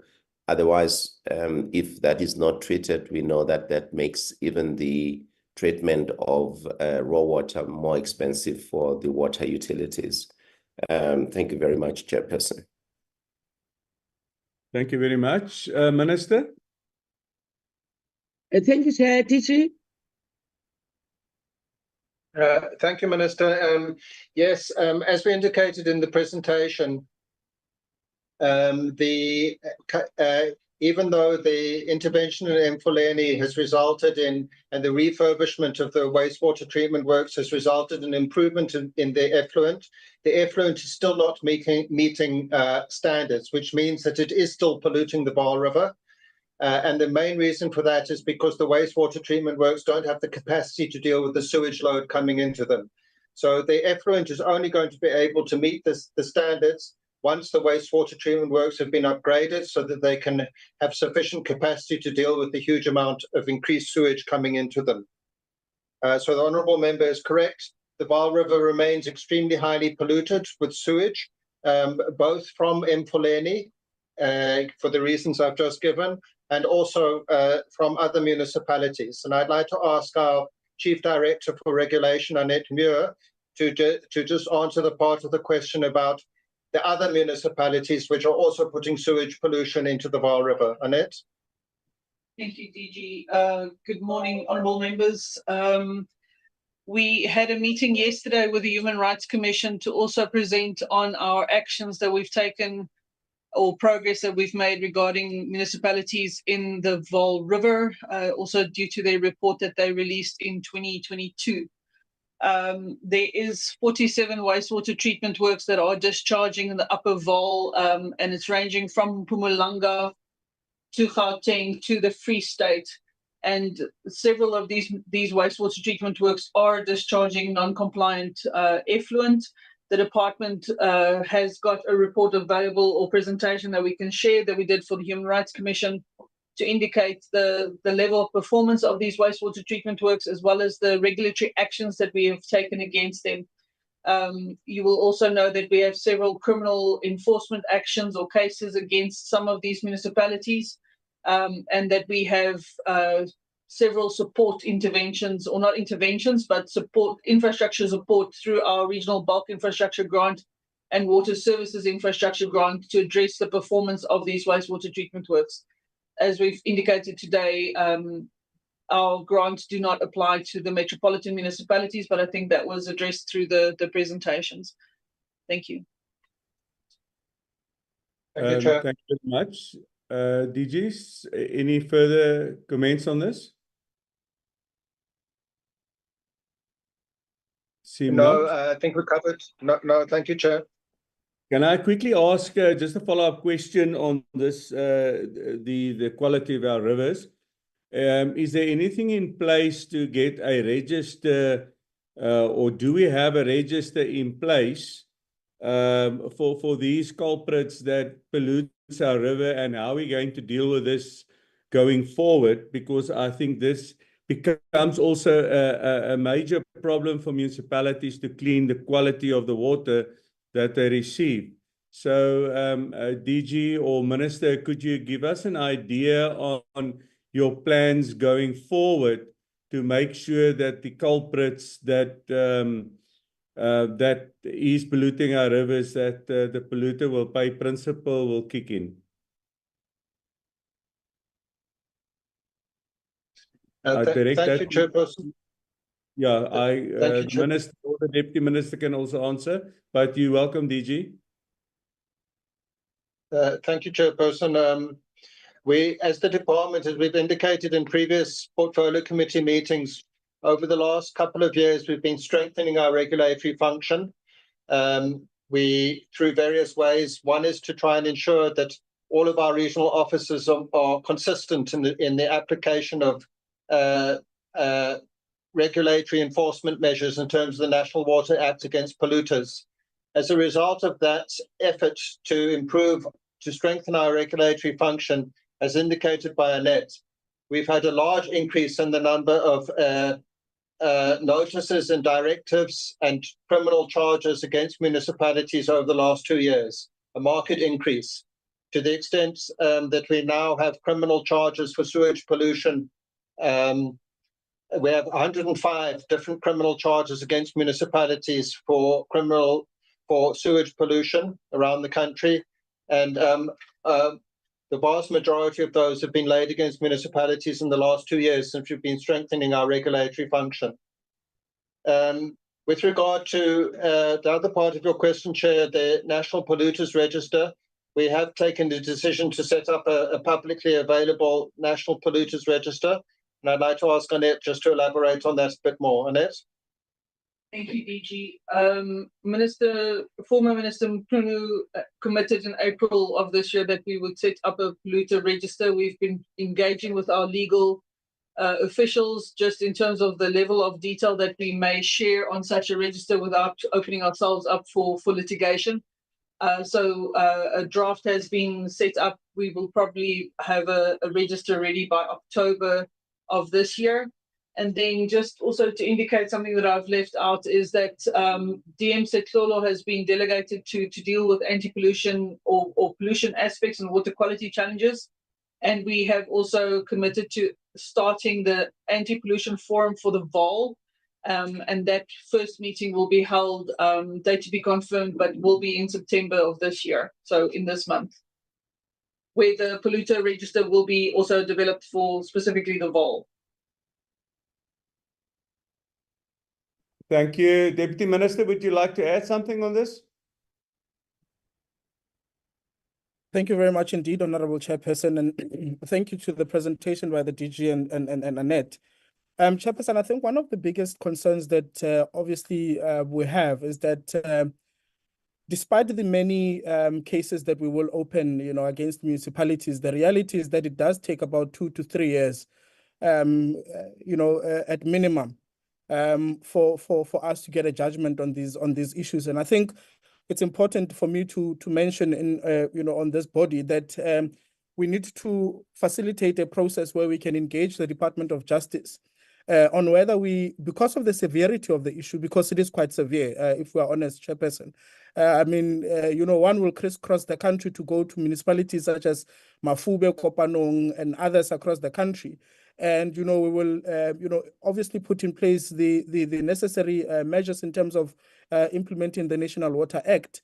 and go to as a last resort of opening criminal cases against municipalities. But the reality is that it will take time and a number of years to actually resolve on these issues. Perhaps then, Chairperson, one would then engage the Department of Justice and look at whether we can't, as an attempt to remedy and really expedite the time in which it takes to resolve these issues, to set up a specialized court that deals in particular with issues of pollution. Because municipalities in their own right would know that once a case has been opened against them, as is the case with the municipality of JB Max in Porkidam, I mean, it took about 2 to 3 years. It is only now that particular docket is with the Directorate for Public Prosecutions in Mafikeng in the Northwest. So we need to be able to find ways, Chairperson, apart from strengthening our regulatory, interventions and others, but we need to work with other departments, the Department of Agriculture, the Department of Justice and others, to find a way in which we can really address perpetrators who pollute our water resources, so that there can be a way in which we're able to get results very quickly, and we're also able to make sure that people begin to start taking these things very seriously when it starts impacting on them as individuals or personally, being held liable. So we need to be able to work around that, and I think the department in it, with me at the helm, of course, of dealing with this particular issue, as Annette indicated, we need to find a way in which we are able to communicate what it is that we are doing as a department in addressing these issues. Because I do think that, quite a number of people might not be aware of the interventions that the department has taken, including the cases that we've opened in the past against municipalities. And I think we need to find a way in which we can communicate in volume on that particular issue. Thank you very much. Thank you, Deputy Minister. Yes, in the 5th Parliament, we had a discussion with Justice Department concerning this matter, and I agree that a special court, we need to look at a special court to deal with these issues, but we'll get a progress report in from you. Honourable Motlala. No, thanks so much, Chairperson. Let me just shoot straight to the question. Minister, the total estimated cost of the intervention of 7.6 billion over 7 years, with an estimated remaining budget requirement of 6.8 billion. What guarantees can you provide that this funding will be secured? And what are the contingency plan if additional funding is not available? The other question, Minister, is how is the department engaging with local communities to involve them in the decision-making process regarding water supply and sanitation issues? What role do residents have in holding the city of Tshwane accountable for the quality of their water supply? That question is going to the department on the status of the Rooiwal. And lastly, Chair, is on the city of Tshwane. The project has various completion dates, with some works being ahead of the schedule and while other lag behind. Can you please explain the reason for this discrepancy, and how do you plan to mitigate any potential delays that could impact the overall project timelines?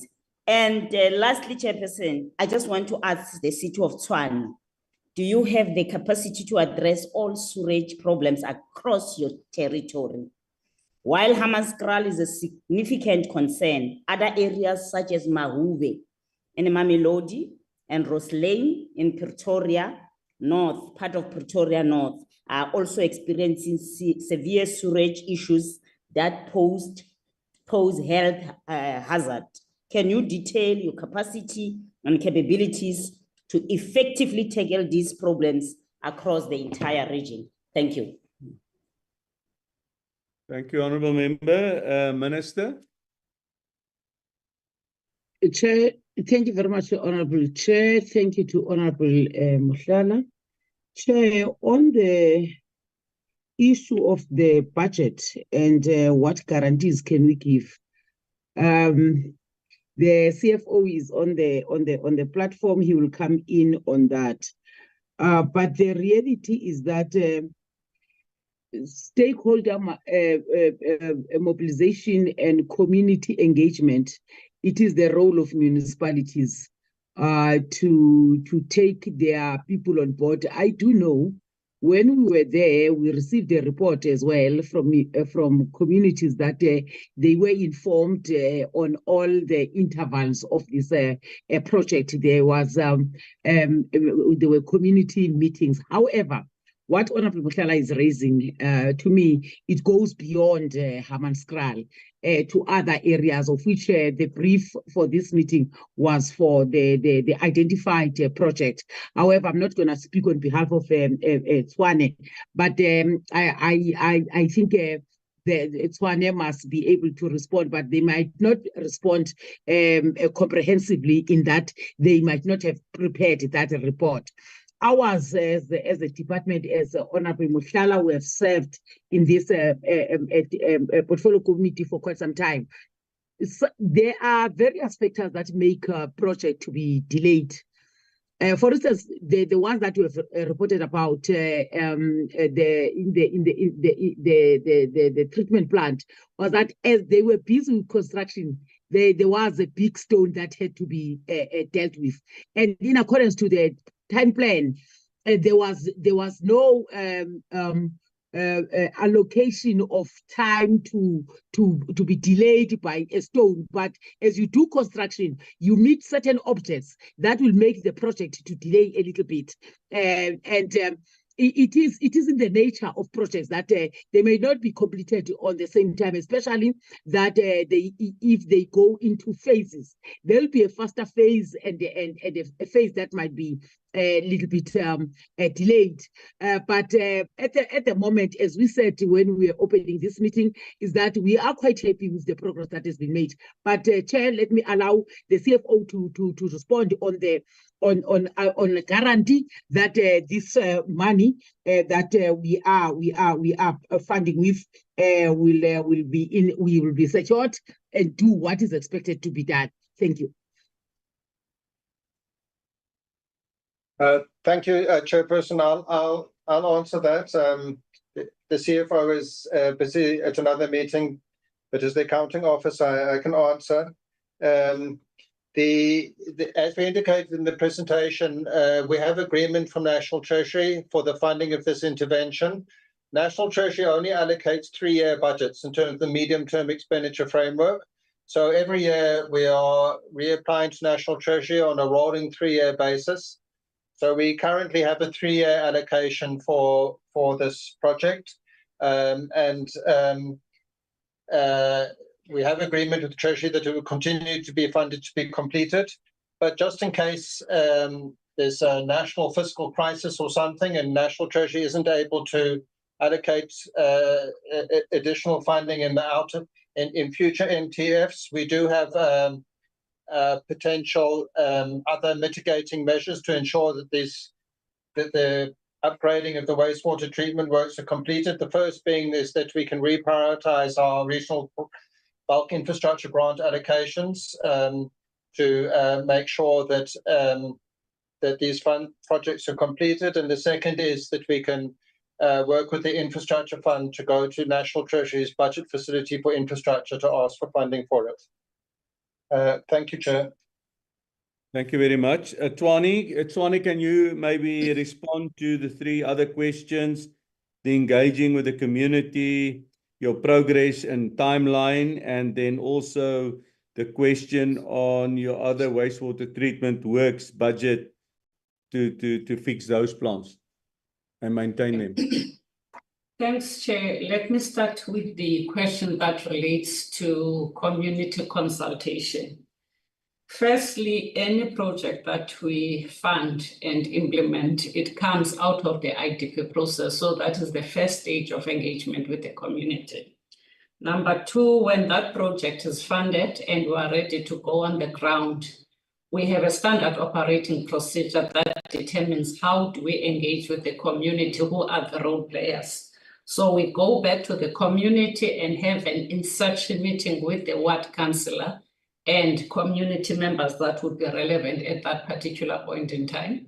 And from that engagement, we nominate members that are going to serve on the local project steering committee, which serves as a conduit between the community and the institution. So therefore, there's not a single project that can be implemented without community engagement. And as I said, there's a standard operating procedure which compels everyone in the institution to follow that process. The second question is about various stages of progress at Rooiwal. Remember, when a project is designed, there will be activities that must precede other activities.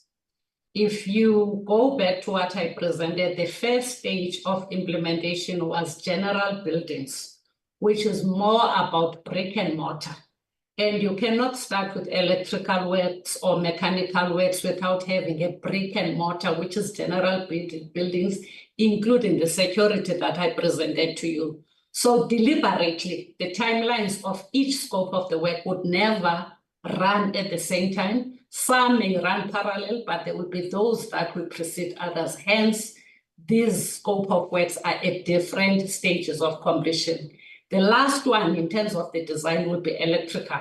So I hope that clarifies the question from the Honorable MP. And then the last question is about the capacity to address all these non-compliant treatment plants.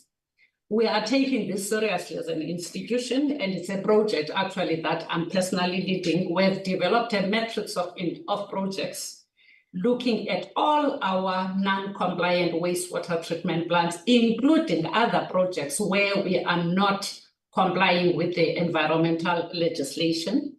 And we have a detailed set of activities as to how are we going to turn around this area of non-compliance, but also have allocated funding.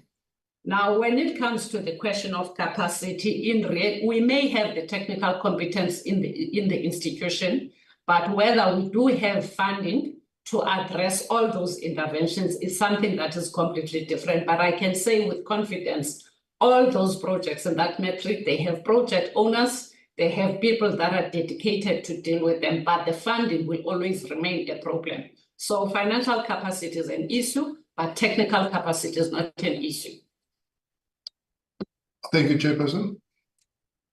Thank you very much. eMfuleni, Randwater, would you maybe just speak to the community engagement? I'm not sure whether eMfuleni will do that or Randwater. Thank you, Chairperson. I'll request the Chief Operating Officer to give the highlights of the consultation that we had with the community when we did the sections, when we are busy with the Section 63 intervention. And Dr. Mahlomela, can you please come through? Yes, thank you very much, Chair. Honorable members, I think the presentation earlier on, as the PH was taking the members through, showed stream. Stream 4, we were deliberate from the onset that there has to be a stakeholder engagement and communication strategy that we design around eMfuleni Section 63 to speak broadly to many aspects. Firstly, there was a stakeholder forum that was established by the Minister, which DM Mahlobo is chairing, which would meet with various stakeholder groupings in eMfuleni, or Save the Vaal, and others who are interested in the resolution of the pollution of the Vaal River. And that would be the same platform, Chair, that would also see us deliberating and engaging on, the socio-economic beneficiation of the project in the area of the Vaal. We also designed communication platforms, social media platforms. We designed adverts. We went to community radio stations. We went to community newspapers. We also spoke about, how are we going to make sure that the complaints as they come through are received on time. I think there was an earlier question by an honorable member as to what is the intent in terms of responding and reacting to these complaints as they come through. And together with our partners in eMfuleni, Metsi, we designed a mechanism that, is now towards finality of recreating or re-establishing a permanent call center. And we are also capacitating that call center in terms of all the necessary equipment and the facilities that are required. So generally, there has been a strategy which we were deliberating, trying to take all the stakeholders affected and interested on board and design this communication and engagement strategy, Chair, which we are still, even as we speak, implementing some of those plans. We have got a warm body who comes from our Rainwater stakeholder and communications department, who was seconded permanently into eMfuleni just to make sure that we don't leave a gap, precisely because we knew that we were going to deal with communities, we were going to deal with the labor, with the unions. We had to devise mechanisms of, taking councillors on board. And I'm also happy to report, Honorable Chair, that, when we started with this program, we had a number of stop-starts, programs being stopped because of subcontracting issues and so on. But we got to a point where we neutralized all of that, and the project started flowing smoothly. And it's really been a while since we've had any work stoppages, which really speaks to the effectiveness of that platform that has been created. Thank you, Chair. Thank you very much. Honorable Mosikatsi, you had your hand up. Would you like to have a question? Yes, Chair. You can go ahead. Thank you very much, Chair. My question is based on the failed water and wastewater treatment works, which extend beyond the city of Tshwane, Chair. I just want to check with the department. Does the national government have any plans to transfer this crucial function from municipalities to water boards, or to replicate the eMfuleni special purpose vehicle throughout the country? Thank you, Chair. Thank you very much, Minister.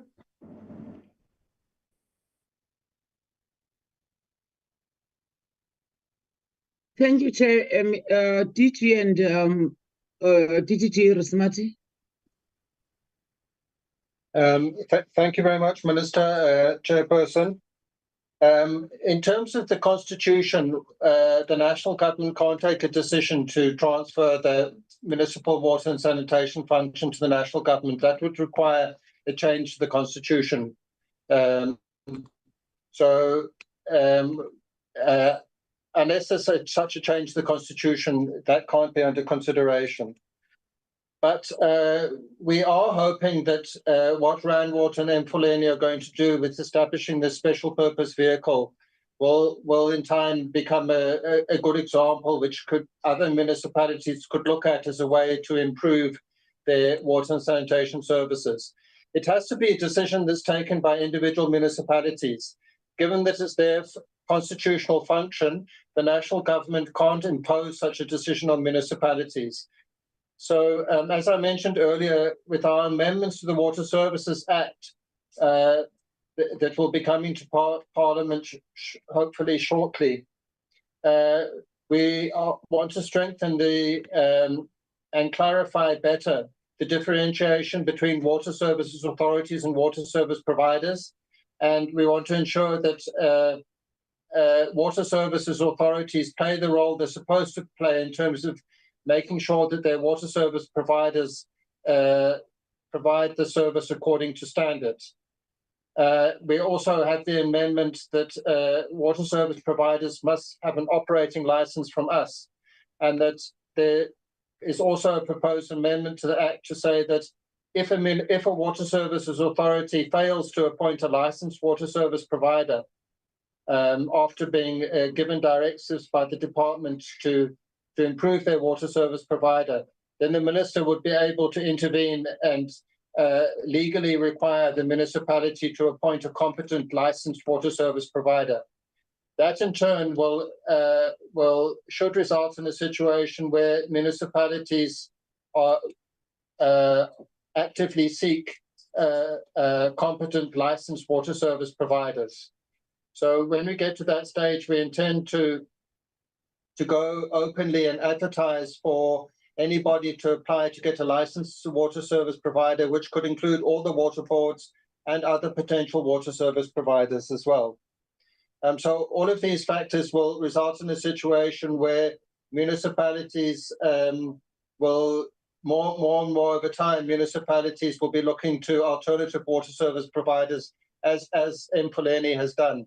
But as I indicated, there has to be a decision by the municipality, and our amendments to the Water Services Act will have to be read in conjunction with the Municipal Systems Act, which says that when a water services authority makes a decision to change from one form of water service provider to another, it must go through a consultative process in the community, which is the Section 78 process in terms of the Municipal Systems Act. So municipalities will have to consult with their communities and look at various options for changing from one service provider to another. In terms of the current legal framework, the Constitution and the Water Services Act and the Municipal Systems Act, that's how we see things occurring in the future. Thank you, Chair. Thank you very much. Honourable members, that concludes questions unless there's someone that has an urgent question that they would like to ask. Gone. Minister, thank you very much for your presentation today. Also in the absence of the Executive Mayor of Tshwane, thank you very much for your presentation. I want to commend the department and Tshwane in the way that they have dealt with the Rooiwal issue. I don't think it is necessary for spheres of government to go to court to deal with this. It is just showed that if you are the adult in the room, then you can, beyond politics, resolve problems. And I think that is the way that we should go forward also as a government of national unity, to make sure that other structures can support local government. We all know that local government is suffering for many reasons, but you know, that's not the way to take people to court, and we could save that money and rectifying the problems before they become too large. Minister, you and the department, thank you very much. You are excused, Randwater and Tshwane as well. We've got a few admin stuff that we need to deal with quickly as a committee. And then we'll see you next week on the virtual platform again. Thank you very much. Can I ask the members just to stay behind so that we can quickly just arrange ourselves for the balance of our program? Thank you. Thank you, Chair. We're leaving. Thank you.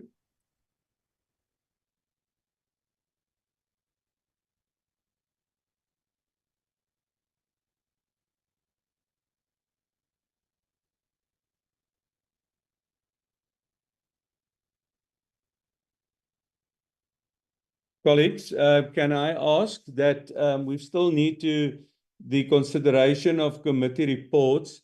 I want to make a suggestion that we can still do that next week, whether we as a committee could start 8 o'clock next week, the morning session, 8 o'clock, deal with this consideration, and then 9 o'clock go ahead with the presentations by the department. That is my proposal. We've had a very long meeting and it's nearly 1 o'clock. I know members got to prepare themselves for the sitting. Can I get someone to speak on my proposal, whether you accept the proposal that we would start at 8 o'clock next week, Tuesday, and deal then with the balance of this agenda and then continue with the presentations that we receive. I would also then, let's first deal with that. Stanley, your hand is up. Yeah, thank you, Chair. I think that will be dependent on whether the meeting next week is physical or virtual? If It's it's virtual. physical, it's virtual. It's virtual only. It's virtual. Okay, no, if it's virtual, then that is possible.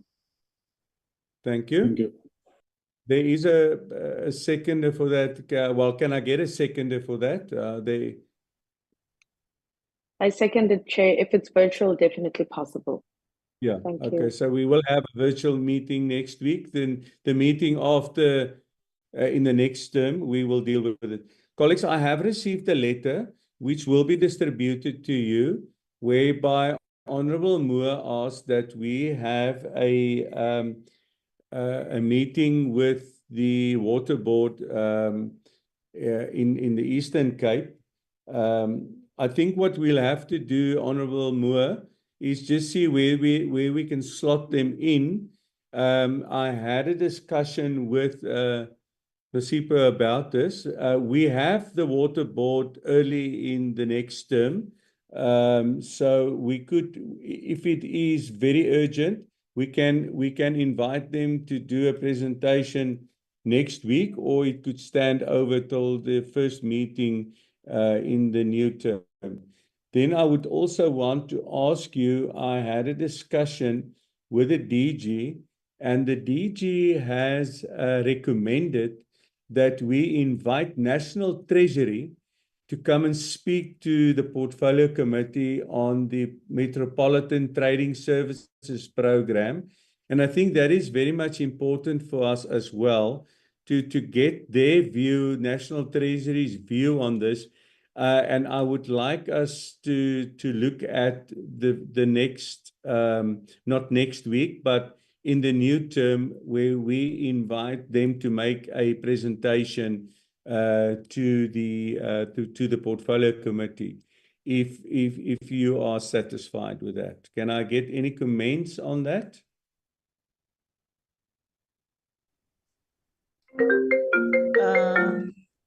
No, thanks so much, Chair. Can I come in? You can come in. You're welcome. No. Thanks so much, man. The National Treasury and the boards, it's something that we've been waiting for. I think we are really waiting for them. If you can be able to organize those meetings so that we can deliberate on issues that deals with National Treasury and the issue of boards that are failing or that are not able to pay, that are struggling in their finances. I think that will also assist us. Chair, let me also add on this issue of deliberations on presentations. Earlier we said we are not happy, but later I think you managed to give us enough time to deal with some of the issues that we wanted to ask as members of the Portfolio Committee. So I further request, if we feel like the approach we are using is not working for us, we can go to the old approach so that everyone can have enough time to ask questions. And then we allow the department to respond to the question. And then if we feel like the department have not replied in the manner in which we are satisfied, we can still come back and follow up on the questions that you have asked. If you see this one-on-one, it taking time, let's also go back and use this the previous strategy where we all ask questions and the department responds. Everyone who presented respond, then we come back with follow-up questions. Thank you so much, Chairperson. But if a member says that one-on-one is fine, as long as we'll be given enough time to ask questions, I don't have a problem as well. Thank you. Honorable Moore, and then Selu. Thank you, Chair. Three things. Just in terms of the new process, I think as long as we get chance at the end to ask extra questions, I think the new process is working well. I did raise it during the meeting, but actually you gave plenty of time at the end for questions, and as long as that is the trend, I think that'll be useful. The second thing is in terms of the presentation by the department, I think that's necessary. I would love to have that sooner rather than later. And with regards to my request for the Amatola Water Board to come through, the challenge of delaying it is that the constituency period is from the 23rd of September to the 7th of October. So we're basically saying that we'll only be able to have them come through over a month from now. And obviously it is a critical issue at the moment, and it does involve, I'm sorry to say, allegations against the minister as well as the deputy minister, and one of the boards, which is in a critical water board that is having challenges. I would like to request that we give it urgency. If it can't be next week, I do understand, but I do feel it's necessary as per my letter to say, I do think this matter is relatively urgent. If the rest of the committee wants to wait, that is a different situation, but I would appreciate if we could move forward rather than waiting a month. Thank you. Thank you, Selu. Chairperson, thank you very much. I do understand the point that Honorable Moore is raising, but I think arising from today's presentation, there also are issues relating to the SPV, which I think we agreed that the Water will have to come and do a presentation, a detailed one for that matter. Whatever allegations there are, etc., obviously those will have to be investigated, and the relevant law enforcement authorities or bodies, regulatory or otherwise, that are authorized to do that will do that. It's not as if it's something that's got to be done in a period of 2 weeks. It's actually even much more important for any allegation to be investigated very thoroughly. And there are lots and lots of issues that we deal with ordinarily within this portfolio committee. And I think we should give all the necessary time for those to be processed. I'm saying this so that we deal comprehensively with matters arising from the water boards. And you will remember, Chairperson, that the presentation that was done to us some 2 weeks ago with regards to the financial state of Vaal Central and Mahalis, for example, that by May 2025, they may go bankrupt. Let's deal with those issues, whatever other issues there are. And I'm not saying we shouldn't deal with any issues arising from Amatola or any other water board, but let's be process focused, if I could put it that way, so that we deal with the issues that emanate from previous presentations and then are able to extract answers and are able, therefore, to map their way forward on that particular issue. So I think, yes, I agree. Everybody in principle should be given the opportunity to ask questions, but I find it much more useful if you have whatever number of questions, 2, 3, or perhaps even more, and you are responded to most immediately. You then are, in the meantime, in a position to look at the possibility of raising a follow-up question rather than have the whole presentation and then you hold back from asking questions and do that later. And the practical effect of it is that you're not always able to cover all the questions. And sometimes one member may ask too many questions. But if we take one bite at a time in the form of 2, 3 questions, it works much better. But yes, we must be open-ended. I agree with Honorable Mohlala. The purpose is not to subvert anything or to hide anything, but just to be practical. I think so far your guidance there helps us, Chairperson. Thank you. Thank you, colleagues. Yes, I think there's 2 things that we also need to look at, that we don't populate our agenda too much with too many presentations, because then it does not allow us enough time to do this. So what I would suggest is, and the only reason why I said today, let's go for 3 questions, we'll come back for a second round, is the fact that if one person asked 8 questions or 10 questions, then maybe there is a member that would have liked to ask a question that don't get the opportunity to do that, so that everybody gets the opportunity to ask questions. I will never stop asking questions. Even if we go beyond 1 o'clock, the department, although the time for today was only till 12:30, we're still busy with this, but I will never stop people asking questions, because that is the work that members of parliament needs to do. May I make a suggestion that we apply for a Friday, maybe next week Friday, to the chair of chairs to get the water board in and National Treasury, so that we do not have a big agenda for next week, so that there's more time to ask questions on next week, because next week it is Giyani and the progress in Giyani, and I know there's a lot of questions to be asked on Giyani.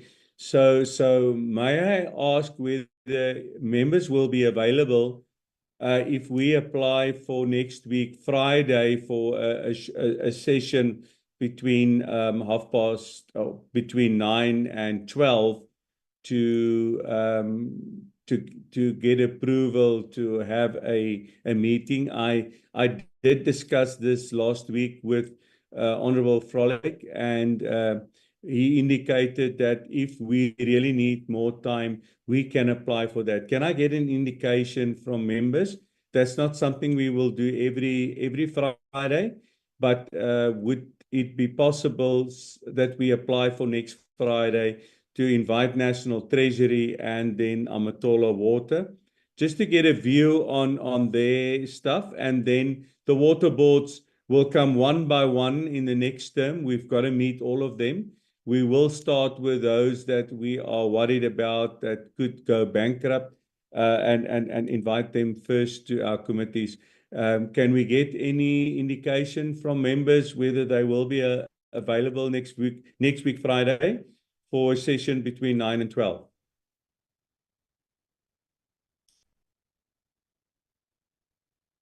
I see Honorable Moore's hand is up for support.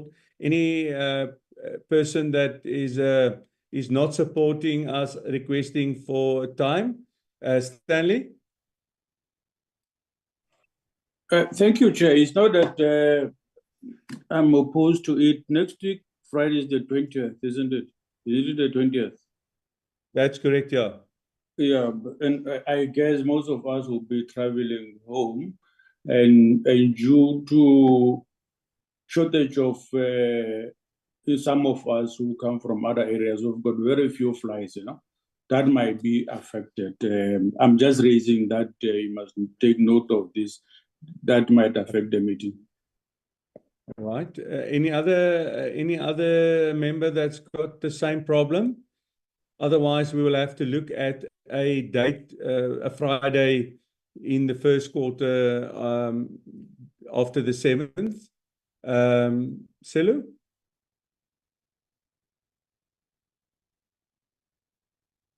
Chairperson, I think the practical effect of what Honorable Ramaila is raising is exactly that. I had that in mind, although I didn't mention it in as much detail as he did.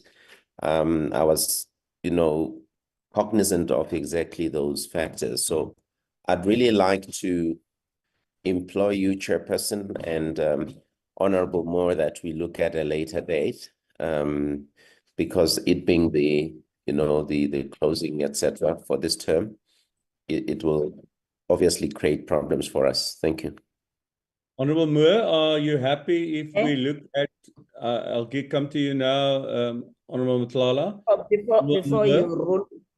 Before you come in, is it possible as well to hold this meeting at night, like around 6 o'clock, like we normally used to do in the previous term, 6 till late? Because if Member Ramaila is complaining about traveling, I think traveling is normally happening during the day. So in the afternoon, you'll be at home. We can still hold those meetings. I think Honorable Moa is correct. This matter is very urgent. We need to speak with on issues of, we can't delay them further because when we come back from recess coming to the next term, we'll be having other issues that will require also our urgent attention. So hence this matter has been raised in this portfolio. Let's just deal with this matter once and for all. Even it's late in the afternoon, it's still fine. We can have those meetings late in the afternoon so that we can finalize all the issues. Thank you, Honourable Member. Honourable Moore. Chairperson, I'm in your hands. I do think that this is a urgent issue, and I think as a committee, because it's a member of our, I know we try and focus on the issues in the room, but obviously from a perspective of this is one of our GNU ministers. This issue at the moment is ongoing and in the media currently. In a month's time for us to sit on it, people will ask the question, oh, so this wasn't a very serious issue. And I think clearing the name of the minister in this process, or just getting an understanding of how it's ongoing so that we're in a better position to clear her name or find out more detail is key. But I do understand the concerns of my colleagues. I will prioritize a additional meeting in the evening, in the afternoon, whenever would be necessary. But I also understand from my side, I'm in your hands. If the general consensus is we must wait, then we must wait. Okay, we just deal with this technically? Tomani, can you help us on this? Thank you, Chairperson, and greetings to honorable members and my colleagues. Just to assist with the process, I think to request to sit at another day, I think that will be appropriate. And I would like also to remind members that the issue of the municipal water debts, that this is how it came about. If you remember, Honorable Ditebe requested that we look at it because it was something that he thought it was getting out of hand, and indeed it was getting out of hand, and we had those presentations, and now we know that that issue needs to be resolved urgently. So I would like us perhaps maybe when we are looking at applying for this additional day, then include the presentation by National Treasury so that we can request them to provide a strategy that they are employing with to arrest the issue of the municipal debts that is going out of hand, and also to present strategies on preventing the water boards from going insolvent. So I think it's important that if we look at those two issues together, then we will be able to resolve the issues, because we don't know how far this problem of Amatola affects the operations. And we know the Eastern Cape is currently under dire straits of water supply issues and so on. So I think it's important that perhaps we pick into this, not really with a way of exploring to find out exactly what is going on and to see how Parliament can assist for this board really to operate like other boards. So I think that is the basis that I can provide at the moment. So the days that we can apply, I think the Friday is still appropriate. Even this Friday, I think it's still okay. We can still get an application and get it approved. Yeah, can I quickly ask Tumani? The Honourable Matlala is correct. In the past, we also had meetings, not very much of them, but we had meetings like on a Tuesday evening where we got them to make a presentation 6 till 9. Could I ask the members quickly whether it would suit them to have an evening meeting once in a while or on a Friday? I know there's members that also serve in other committees, and I'm not sure whether they are bogged down on that on a Friday. But if we apply for Friday or maybe next week, Tuesday evening, so that we also give enough time for the National Treasury as well as Amatola to make a presentation to us, whether we could maybe go the route of Honorable Matlala for once in a while, just have that meeting next week, Tuesday evening, 6 till or from 5 o'clock till 8 o'clock. Can I maybe get an indication from members whether that would also be suitable for them? Honorable member, you can go ahead. Umalo. I hope I pronounce your name correct. Yeah, it's Numalo. Yes, you're pronouncing it correctly. No, I see no reason why we shouldn't have a meeting at in the evening, because anyway we are here to work. So the Fridays are a little bit of a problem, but during the course of the week, I don't see any problem with that. Thank you. Okay, honorable members, can we see whether we can get approval to have also a meeting next week, Tuesday evening? I support Honorable Chair. Yeah, I support to have a meeting. Can I get Tuesday? There's someone that has seconded the proposal. Any other member? Are you happy that we can apply for next week, Tuesday evening, 5 till 6 at Tumani, 5 till 8, 6 till 8? Yes, I think the around 6 up to 9. That is usually the time that we host the evening meetings. Honorable members, thank you very much. Then we will proceed in requesting a slot via the chair of chairs for next week, Tuesday, for only those to the National Treasury as well as the Amatola Water Board. Colleagues, thank you very, very much. And then we will start next week on Tuesday morning.